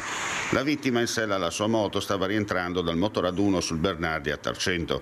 Poco prima del ponte, sul torrente Corno, lungo la strada regionale 56, causa un sorpasso mal calcolato, perdeva il controllo della sua moto, finendo dall'altro lato dell'arteria e da qui dentro il canalone che divide la strada dall'alveo del del torrente, impattando contro un blocco in cemento. Veniva disaccionato dal mezzo, volava in aria cadendo una decina di metri più avanti all'interno del corso d'acqua. Seppur celeri, soccorsi allertati dagli automobilisti in transito, sul posto l'ambulanza partita dall'ex ospedale civile di Cormons e l'elicottero del 118, per Toso non c'era nulla da fare. Le gravi ferite riportate gli erano fatali. Il corpo, dopo aver ottenuto il via libera da parte del magistrato di turno, veniva recuperato dai vigili del fuoco giunti da Udine. Rilievi di legge da parte dei carabinieri. I fiori depositi tra i pezzi dell'auto e lo steccato spezzato, quel che resta dell'ennesimo incidente mortale lungo le strade della nostra provincia. Questa volta la vittima, appena 20 anni, Federico Costa, 21enne di Montegalda, ha perso il controllo dell'auto andando a sbattere contro una recinzione e finendo la corsa in un canale che costeggia la campagna tra le province di Padova e Vicenza. Non c'è stato nulla da fare per il giovanissimo automobilista alla guida di una Fiat 600, morto in un tremendo incidente stradale a Veggiano nel fine settimana. Sabato intorno alla mezzanotte stava percorrendo via Pedagni verso il centro di Veggiano. All'improvviso, all'altezza di una semicurva, l'auto ha sbandato attraversando la strada e urtando violentemente contro una recinzione ed è finita nel fossato. Sul posto sono intervenuti i vigili del fuoco per estrarre il corpo dalle lamiere e i medici del 118, ma per il giovane non c'era più nulla da fare. È morto sul colpo, troppo gravi le ferite riportate. La polizia stradale di Pieve di Sacco, intervenuta per i rilievi, sta cercando di ricostruire le cause dell'incidente mortale. Non si esclude che all'origine dello schianto ci possa essere anche la velocità sostenuta o la pioggia battente, visto che sabato sera a quell'ora stava piovendo e l'asfalto era viscido. Resta il dolore di una comunità per la perdita di un giovanissimo. In questo momento di grande sofferenza per la famiglia voglio esprimere il mio cordoglio personale e di tutta la comunità di Montegalda, la vicinanza per la perdita di Federico, di questo giovane ragazzo, e spero possa essere di sollievo per la famiglia, immaginando il grande dolore che sta provando in questo momento. La data dei funerali non è ancora stata fissata. E adesso andiamo a Verona, dove è collegato con noi Alberto Pallotti, presidente Associazioni Unitarie Familiari e Vittime della Strada. Buongiorno Presidente, grazie di essere qui questa mattina. Saluto anche Andrea Dan, Presidente Associazione Emanuele Sicurezza Stradale. Grazie Andrea anche tu di essere qui. Allora Pallotti, la situazione è gravissima, qui non passa giorno che non assistiamo a queste morti incredibili, assurde, eppure avremo i mezzi anche per mettere in sicurezza, pensare all'airbag per i motociclisti, ma non solo, tutte queste attrezzature di ultima generazione, eppure non si fa, non si vuole, costano troppo, non si mettono d'accordo, chi li ha non se li mette, cinture di sicurezza su retro non ne parliamo, velocità 50 all'ora ma chi se ne frega, minimo sono 80-90, segnaletica non rispettata, ma allora siamo anche noi che non riusciamo a mettere questa goccia nell'oceano. Prego Presidente Pallotti. Buongiorno a tutti, grazie per l'invito. Sono d'accordissimo con voi, c'è una sottovalutazione del problema, prima di tutto del cittadino e poi di conseguenza anche dalle massime istituzioni, c'è poco da fare, questa è l'unica interpretazione possibile. Il cittadino non si rende conto che sulle strade si muore, non si rende conto che i ragazzi muoiono, che i giovani muoiono, che gli anziani muoiono, che abbiamo una situazione di assoluta indisciplina, ma non solo, ma anche di insicurezza stradale dovuta all'infrastruttura, alle buche, alla manutenzione delle strade. È assolutamente molto difficile cercare di governare tutto ciò quando ti trovi milioni e milioni di veicoli che tutto il giorno affrontano le nostre strade. Viene detto dalle massime istituzioni che l'incidente stradale, quindi il lutto, è una componente essenziale da pagare, un tributo da pagare alla velocità della società e al progresso che va avanti, ma con questo ragionamento ci dobbiamo prendere un costo sociale enorme, valutato dal Senato qualche anno fa in 20 miliardi di euro di tasse, di costo per lo Stato italiano, quindi c'è anche una perdita economica enorme che vale una patrimoniale, vale una manovra finanziaria, eppure nonostante questo non ci sono gli investimenti sufficienti al pari, almeno ci vorrebbero 10 miliardi di euro per sistemare le cose, per cercare di investire veramente in sicurezza stradale, non come stanno facendo oggi, perché oggi è insufficiente. Ci provano, perché ci provano la legge dell'omicidio stradale, ma anche il codice della strada recentemente approvato, ma sono cose lente, comunque non portano i risultati sperati, perché quando manca comunque la disciplina stradale è chiaro che questi risultati sono sotto gli occhi di tutti, lo vedono tutti cosa sta succedendo sulle nostre strade, cosa è sempre successo da 30 anni a questa parte.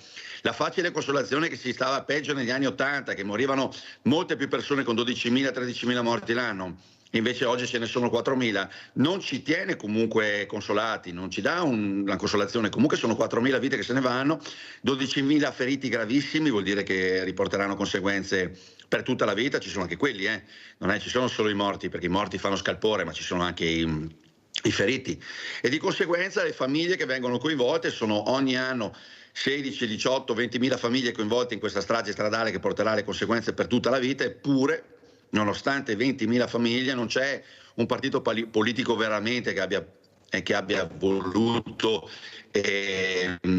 portare l'attenzione sul fatto dell'incidentalità stradale, ma proprio in fase elettorale. C'è la volontà politica di portare avanti, di portare sicurezza, perché i soldi dove vogliono li trovano, il problema è solo là, non possono raccontarcela in maniera diversa. Dove vogliono i soldi saltano fuori, per la sicurezza della popolazione, per la comunità non ce ne sono mai. Andrea Dan, com'è la situazione? Tu hai avuto questa perdita enorme di questa bambina che non c'è più, e da quel giorno tu hai cercato di combattere, di far capire l'importanza della sicurezza stradale, ma i numeri non ci siamo, come dice Palotti, anche 4.000 morti sono tantissime, per non parlare delle persone che diventano diversamente agili, però si va avanti sulla stessa strada. Prego. Questo è dovuto, sono oltre 27 anni che ho perso la piccola Manuela, era il 6 febbraio del lontano 98 e sono 27 anni che cerco di fare una cultura, un cambiamento culturale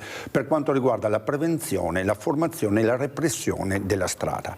Per noi le strade, le infrastrutture, la sicurezza stradale viene paragonata come fosse un minestrone. Cosa significa un minestrone? Il minestrone è fatto di varie verdure, dalle carote, cavolfiori, patate, piselli. È sufficiente che una verdura sia variata e tutto il minestrone va a male.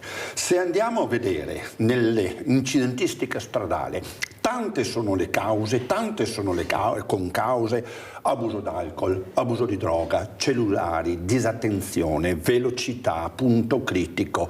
E tante sono le concause, per cui non è che si possa fare un'unica battaglia per arrivare a un qualcosa e dire sì, il minestrone è buono, si mangia, siamo a posto, vittime zero. No, e allora dobbiamo andare a colpire verdura per verdura, cioè dobbiamo andare a colpire, tanto per dire, oggi come oggi, le vittime vulnerabili. Chi sono le vittime vulnerabili? I motociclisti. Noi stiamo vedendo le ultime statistiche, non solamente quelle italiane, ma anche quelle europee. In Europa, oggi come oggi, abbiamo 3.660 morti con la moto. Cosa significa? 10 morti al giorno. Pensando che alcuni mesi non si corre, tanto per dire, ecco che significa quasi un morto all'ora. Ecco che serve, tanto per dire, investire. Si parla di investimenti, si parla... Perché non iniziamo a investire con questo airbag? Andiamo a vedere allora l'airbag per i motociclisti e poi lo commentiamo col presidente Palotti.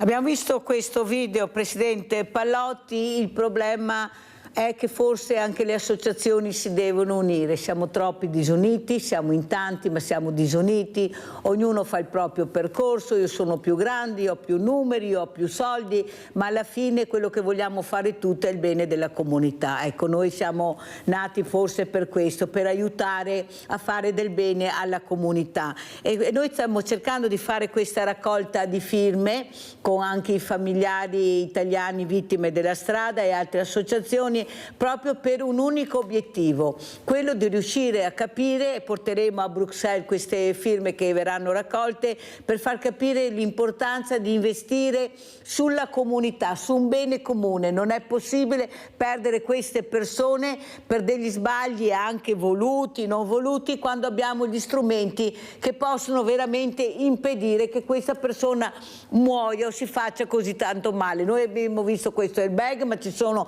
tantissimi altri anche attrezzi di ultima generazione, però i soldi non ci sono, costano tanto perché sono pochi che li acquistano, se fossimo in tanti sarebbe meglio. Prego, Presidente Pallotti.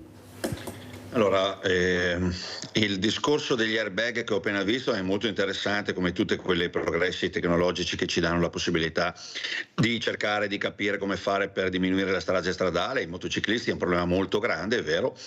Come dice il collega, purtroppo anche lui, il collega di lutto nostro, purtroppo a cui faccio le condoglianze, la situazione dell'airbag è pari a quella dei guardrail, per dire, perché metà dei motociclisti che noi abbiamo che si schiantano purtroppo finiscono sotto i guardrail e vengono tagliati in due dai paletti che ci sono alla base dei guardrail. Noi abbiamo provato in tutti i modi, in Commissione Trasporti, col codice della strada, a fare capire che se volevano fare un investimento serviva a fare un investimento per proteggere la parte inferiore, il basamento dei guardrail che sono coi paletti ancora esposti, una cosa degli anni 80-70 che sono ancora lì, pronti a tagliare biciclette o moto che finiscono ad alta velocità di sotto. È una cosa che assolutamente è inaccettabile, bisognerebbe sistemarla, e quello è un investimento di Stato.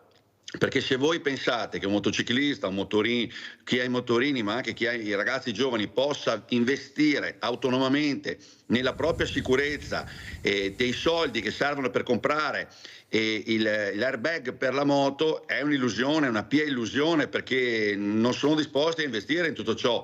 Vedo ragazzi che vanno in giro senza casco, motorini senza assicurazioni, il 30% si stima che non abbia l'assicurazione.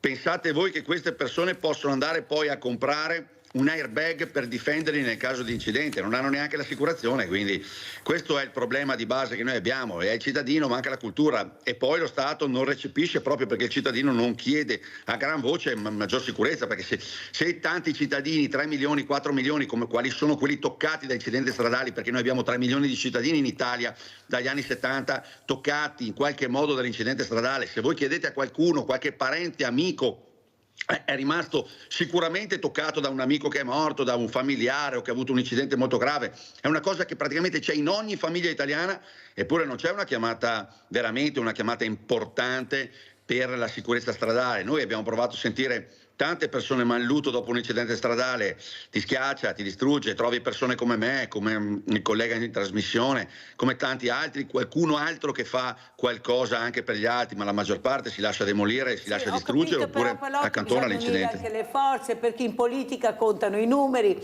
capisce bene che se noi raggruppiamo tutte le associazioni, iniziamo a fare tutta questa raccolta dei firmi, intanto si fa un passo avanti, perché se ognuno poi fa la propria parte non si va da nessuna parte, perché poi, come ripeto, i numeri sono numeri. Andrea Dan, come commenti le parole del Presidente Pallotti? Guardi, sono un attimino un po' sbalordito, perché vorrei contraddire subito, diciamo, questo dottor Pallotti, che con il guardrail si risolve l'incidente della moto. È assurdo, mi spiego. Ultimo anno, 2024, 730 sono state le vittime dei motociclisti con le due ruote, di cui di queste 730, 10 contro un guardrail, 720 sono morte contro un parabrezza dell'auto. Io vorrei chiedere al dottor Pallotti se pensa che con questo guardrail messo a fronte un'auto salviamo queste 720 vittime. È assurdo, bisogna iniziare a avere prevenzione direttamente sul mezzo di trasporto. Come esiste l'airbag per le 4 ruote, obbligatorio quanto prima non gli guardrail. Sono spese in più, è sufficiente mettere un airbag. Però quello che vogliamo anche capire è che forse abbiamo gli strumenti. Metti l'airbag, metti il guardrail, metti tutti quegli sistemi di sicurezza che grazie alla ricerca sono nati. Il problema è che se non si investe, allora quello non va bene, l'altro non va bene, non è questo. Il problema è che noi dobbiamo far capire alla politica che deve investire sulla sicurezza stradale. È incredibile mettere le macchine che devono andare a 50, 90 all'ora e fanno le macchine che corrono sempre più forte. Tu vai a 150 all'ora e ti sembra di andare a 30 all'ora. Pallotti, cosa vuole dire? Ma non c'è assolutamente nessuna polemica con Andrea Dan di quello che ho detto io non ho mica detto che quello è il problema, ho detto che quello è un altro problema che abbiamo, come gli airbag vanno benissimo, sappiamo per certo che ci sono i motociclisti che vanno addosso alle macchine, vengono uccisi dalle macchine, questo è assolutamente indubbio, ma non vuol dire che non ci sia il problema dei paletti sotto ai guardrail, è una questione di concomitanza di cause. E per quanto riguarda la problematica delle moto e anche la velocità delle moto, anche quello è un problema molto grande che abbiamo oltre alla collisione, perché la velocità determina gli effetti negativi, anzi gli effetti distruttivi degli incidenti stradali, e quindi più una moto va veloce, più sbatte velocemente contro una macchina. Questo non c'è il minimo dubbio.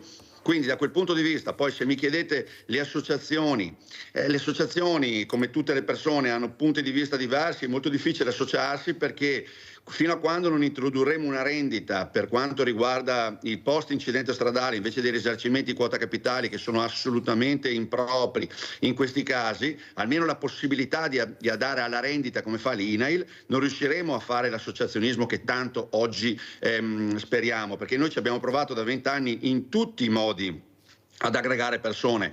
La realtà è che ci sono tantissime sigle, tantissime situazioni, ognuno tira l'acqua al suo mulino, ognuno cerca di fare rete, però in realtà siamo veramente sparpagliati e noi che abbiamo un'associazione unitaria che è la più grande italiana, che arriva dall'esperienza dell'italiana, diciamo Associazione Italiana Familiari Vittime della Strada, poi diciamo che si è fusa in questa unitaria con altre sigle, la realtà è che ce ne sono tantissime altre e si fa proprio fatica a fare rete, perché dopo l'incidente stradale, nel post incidente stradale, chi ha voglia di fare, la realtà è che è tanto sconvolto da un lutto e spesso e volentieri sono persone che sono appena successe nel lutto, che sono persone che hanno ancora il loro caso aperto, sia penale che civile, e questo disturba chiaramente anche la questione di cercare di associarsi tutti insieme.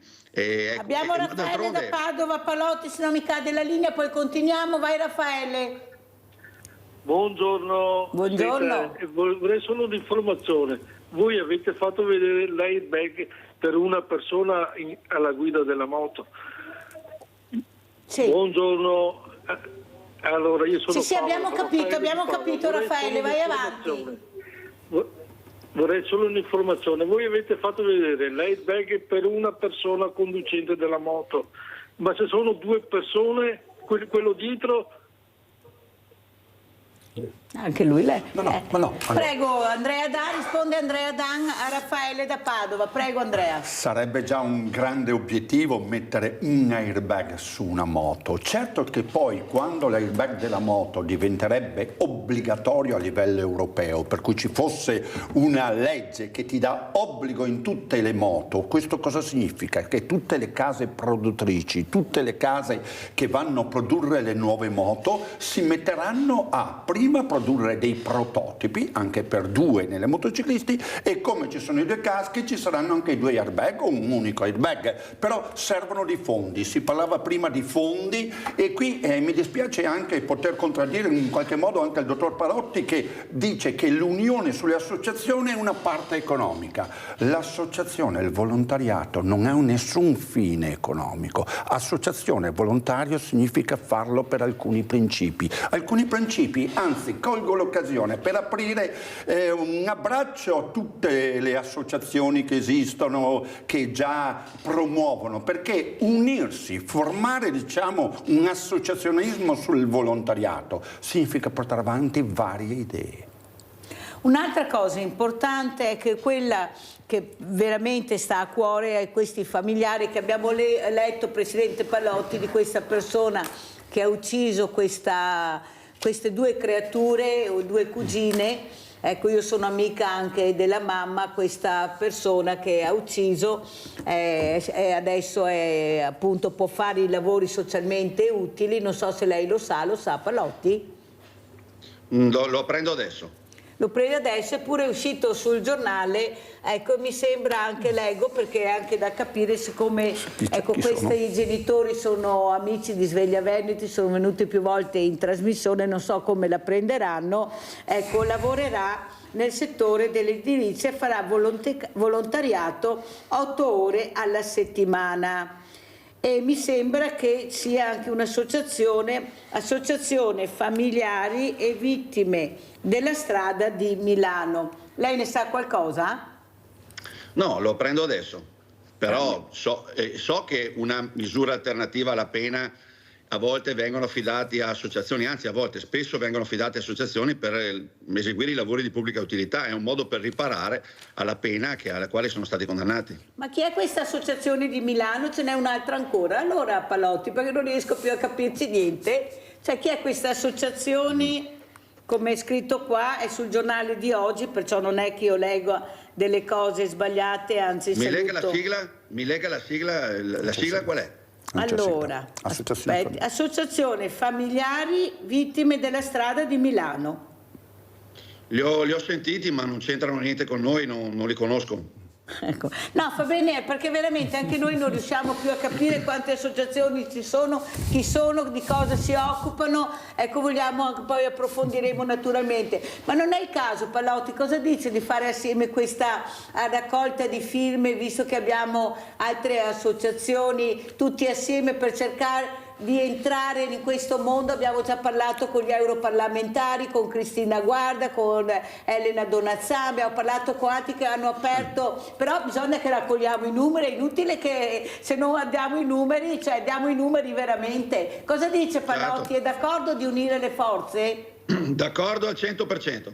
La ringrazio veramente Pallotti, mi fa veramente piacere, è la prima volta che viene in trasmissione, le dico grazie, penso a nome anche di altre associazioni, perché è un'adesione molto importante che abbiamo e ci farà molto piacere, perciò ci terremo anche in contatto, perché il 13 di aprile noi faremo proprio una grande manifestazione con tantissime associazioni, nel senso che non ci saranno solo le associazioni dei familiari, ma ci saranno le associazioni sportive, sanitarie, tutti assieme per un bene comune. Ecco, abbiamo già chiesto a nome dei familiari vittime della strada sia il comune di Treviso che di Silea, perché sarà un lungo percorso fatto di associazione per un bene comune, salvare le vite, mettere in sicurezza le vite. Basta campanili, basta divisioni, uniamoci, ognuno con la propria storia, non si deve mica fondere, ci mancherebbe, ognuno con la propria storia, ma quando è il momento di unire bisogna essere uniti. Cosa ne pensi, Andrea D'Adam?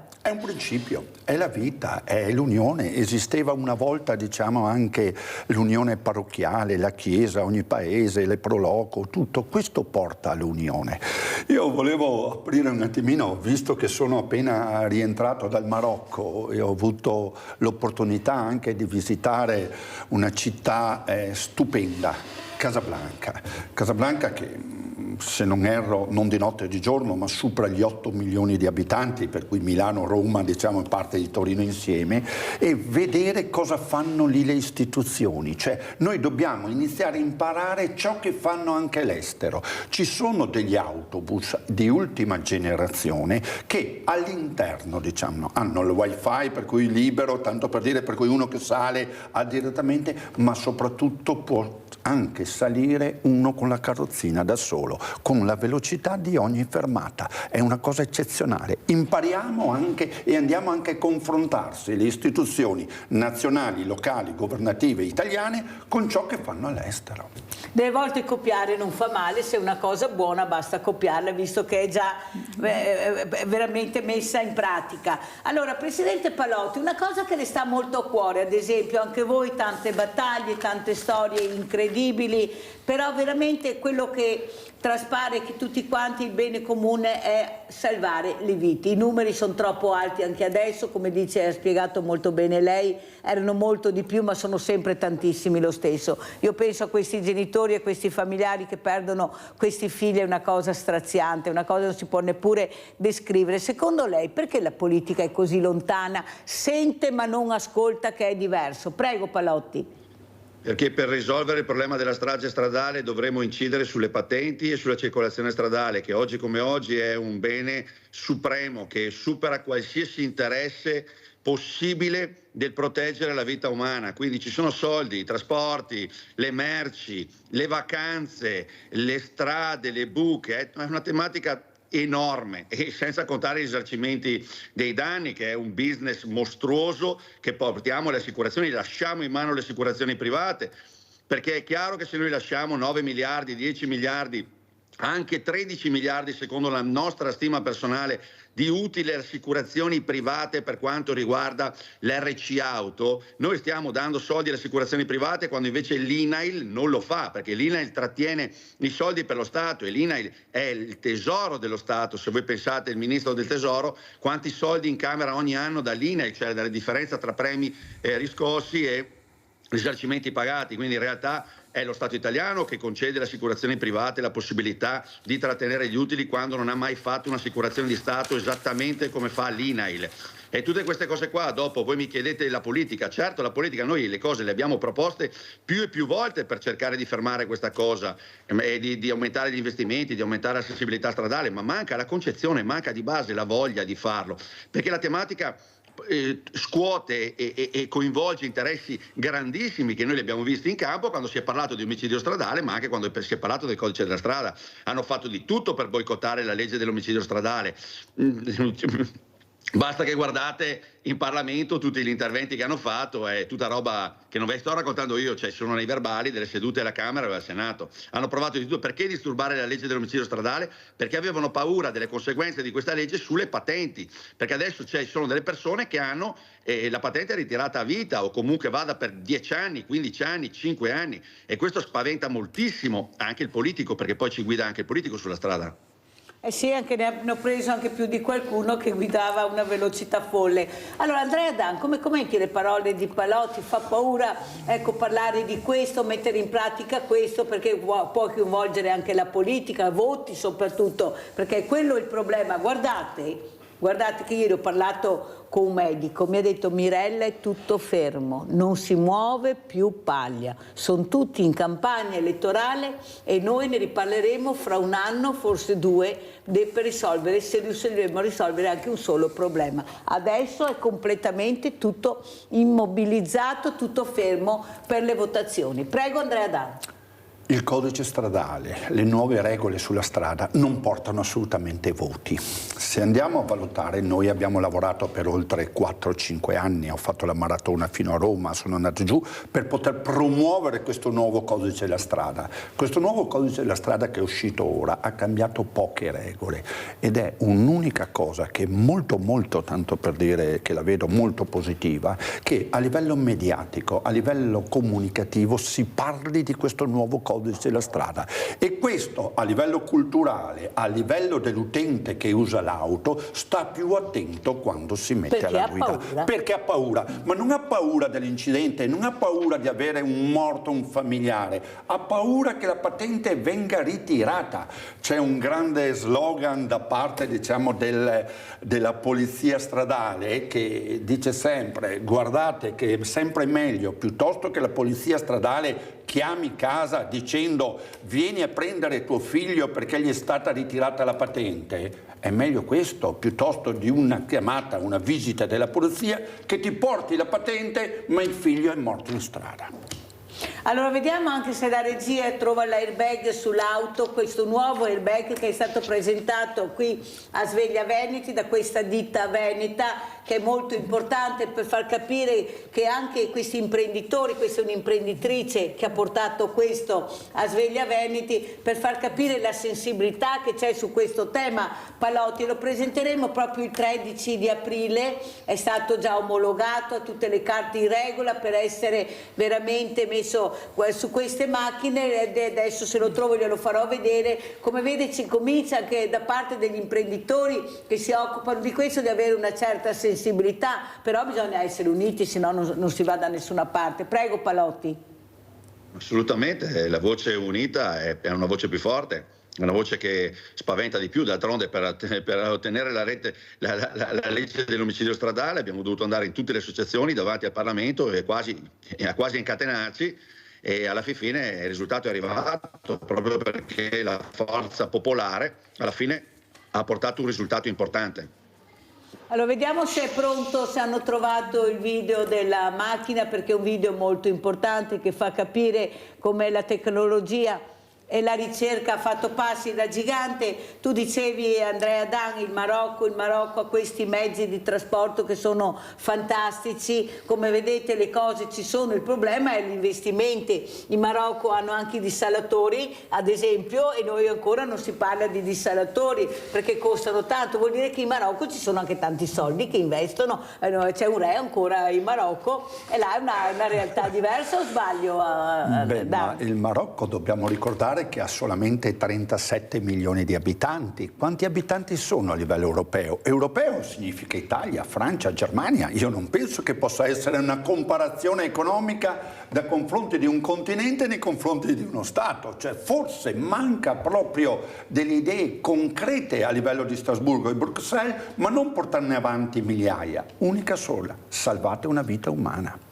Salviamo una vita umana. Come vede Palotti, le idee sono tanti, anche gli strumenti che possiamo avere sono tanti. Il problema è che purtroppo se si parla di guerra si sente subito parlare di miliardi, di investimenti. Ecco, forse anche noi stiamo facendo una guerra tutti assieme, ma per salvare delle vite umane, e qua la politica dovrebbe rispondere. Prego Palotti.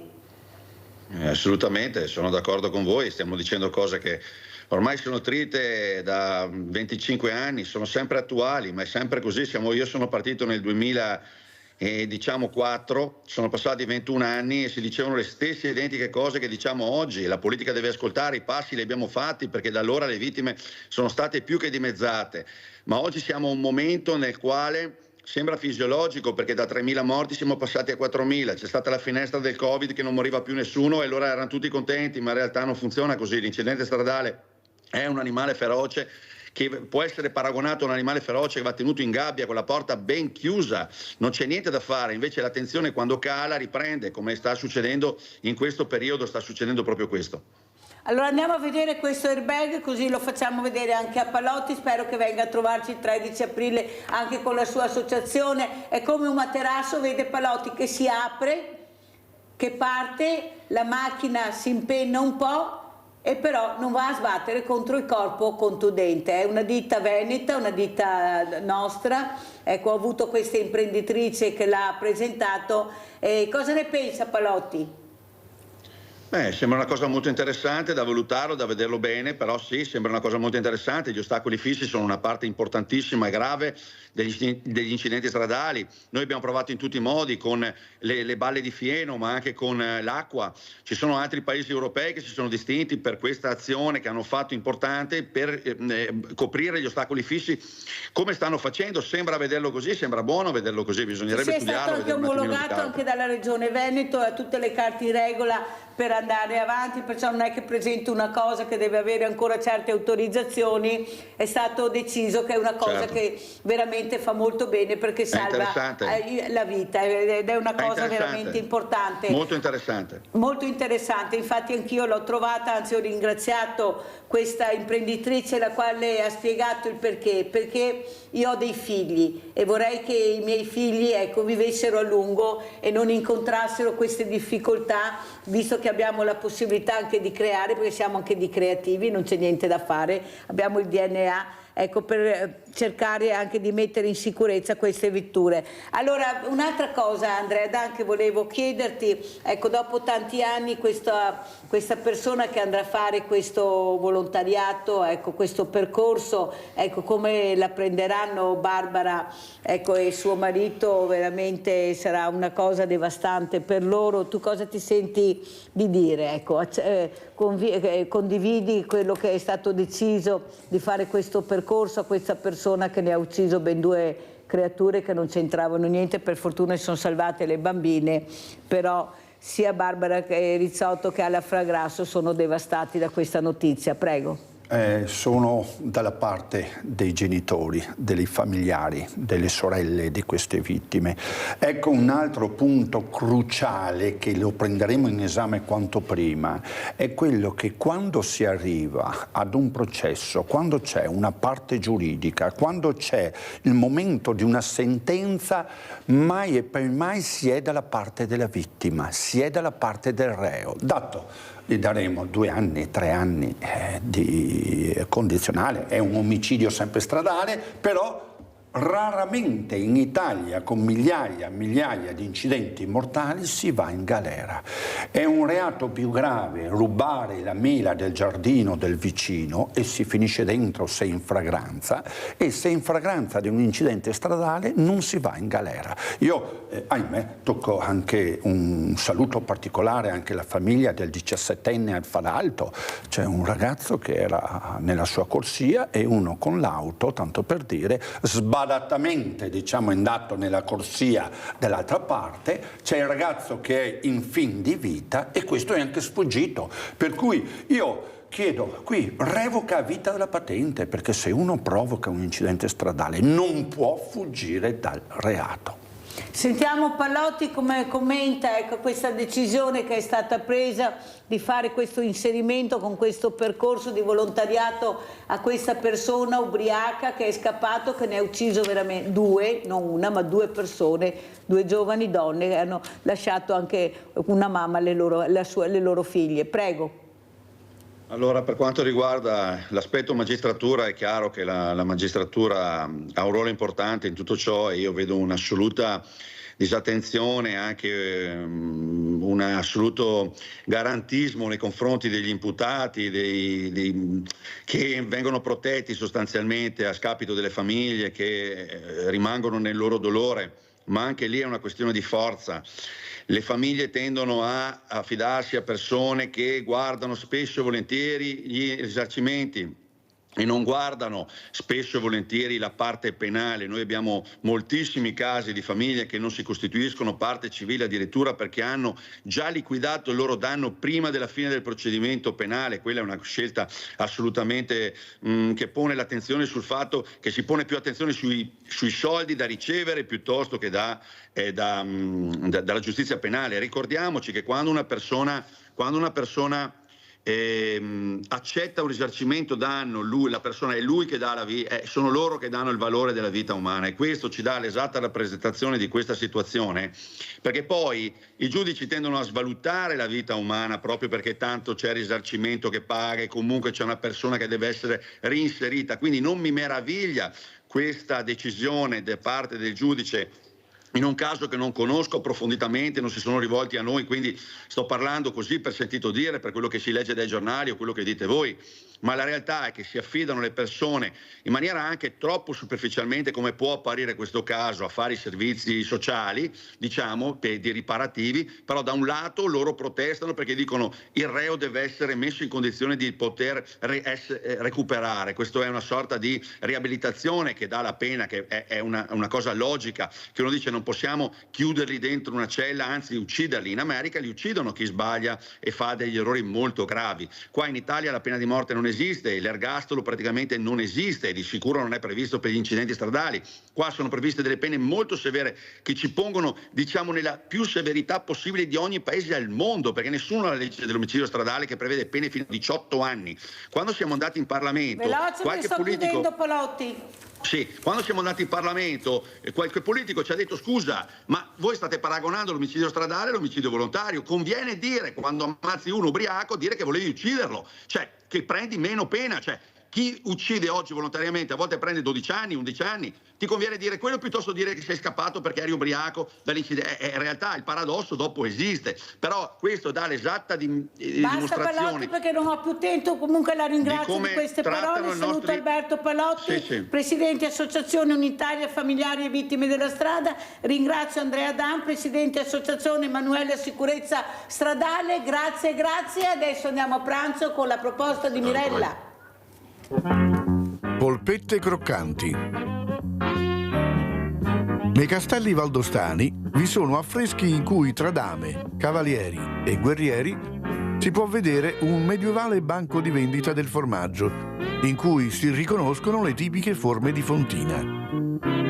Ingredienti per 4 persone: 500 grammi di polpa di manzo tritata, 150 grammi di fontina, 100 grammi di mandorle tostate, 2 uova, una cipolla tritata, un mazzetto di prezzemolo tritato, pan grattato, sale, abbondante olio extravergine di oliva.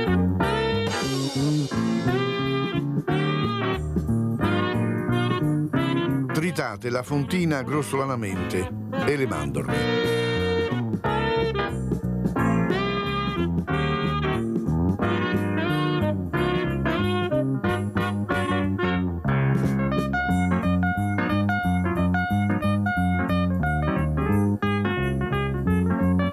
Riunite in una terrina la carne con la cipolla.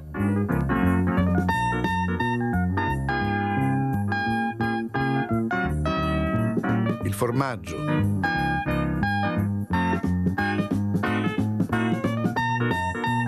Il prezzemolo e le mandorle. Tenetene a parte un cucchiaio. Aggiungete anche le uova.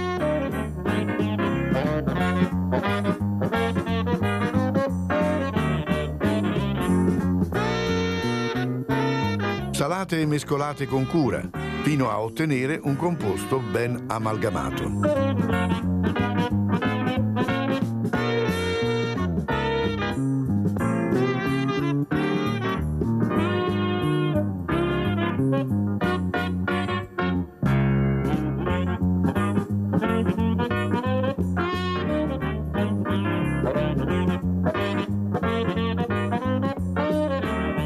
Ricavate dal composto tante polpette rotonde e passatele nel pan grattato.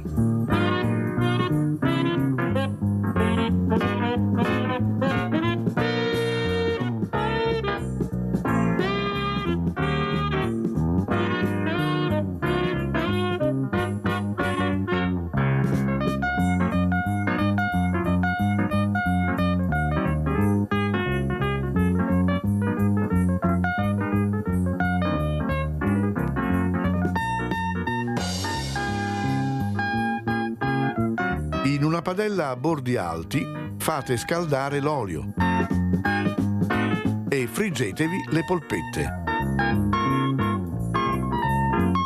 rigirandole per 10 minuti circa in tutto. Appena sono pronte, asciugatele con carta assorbente da cucina.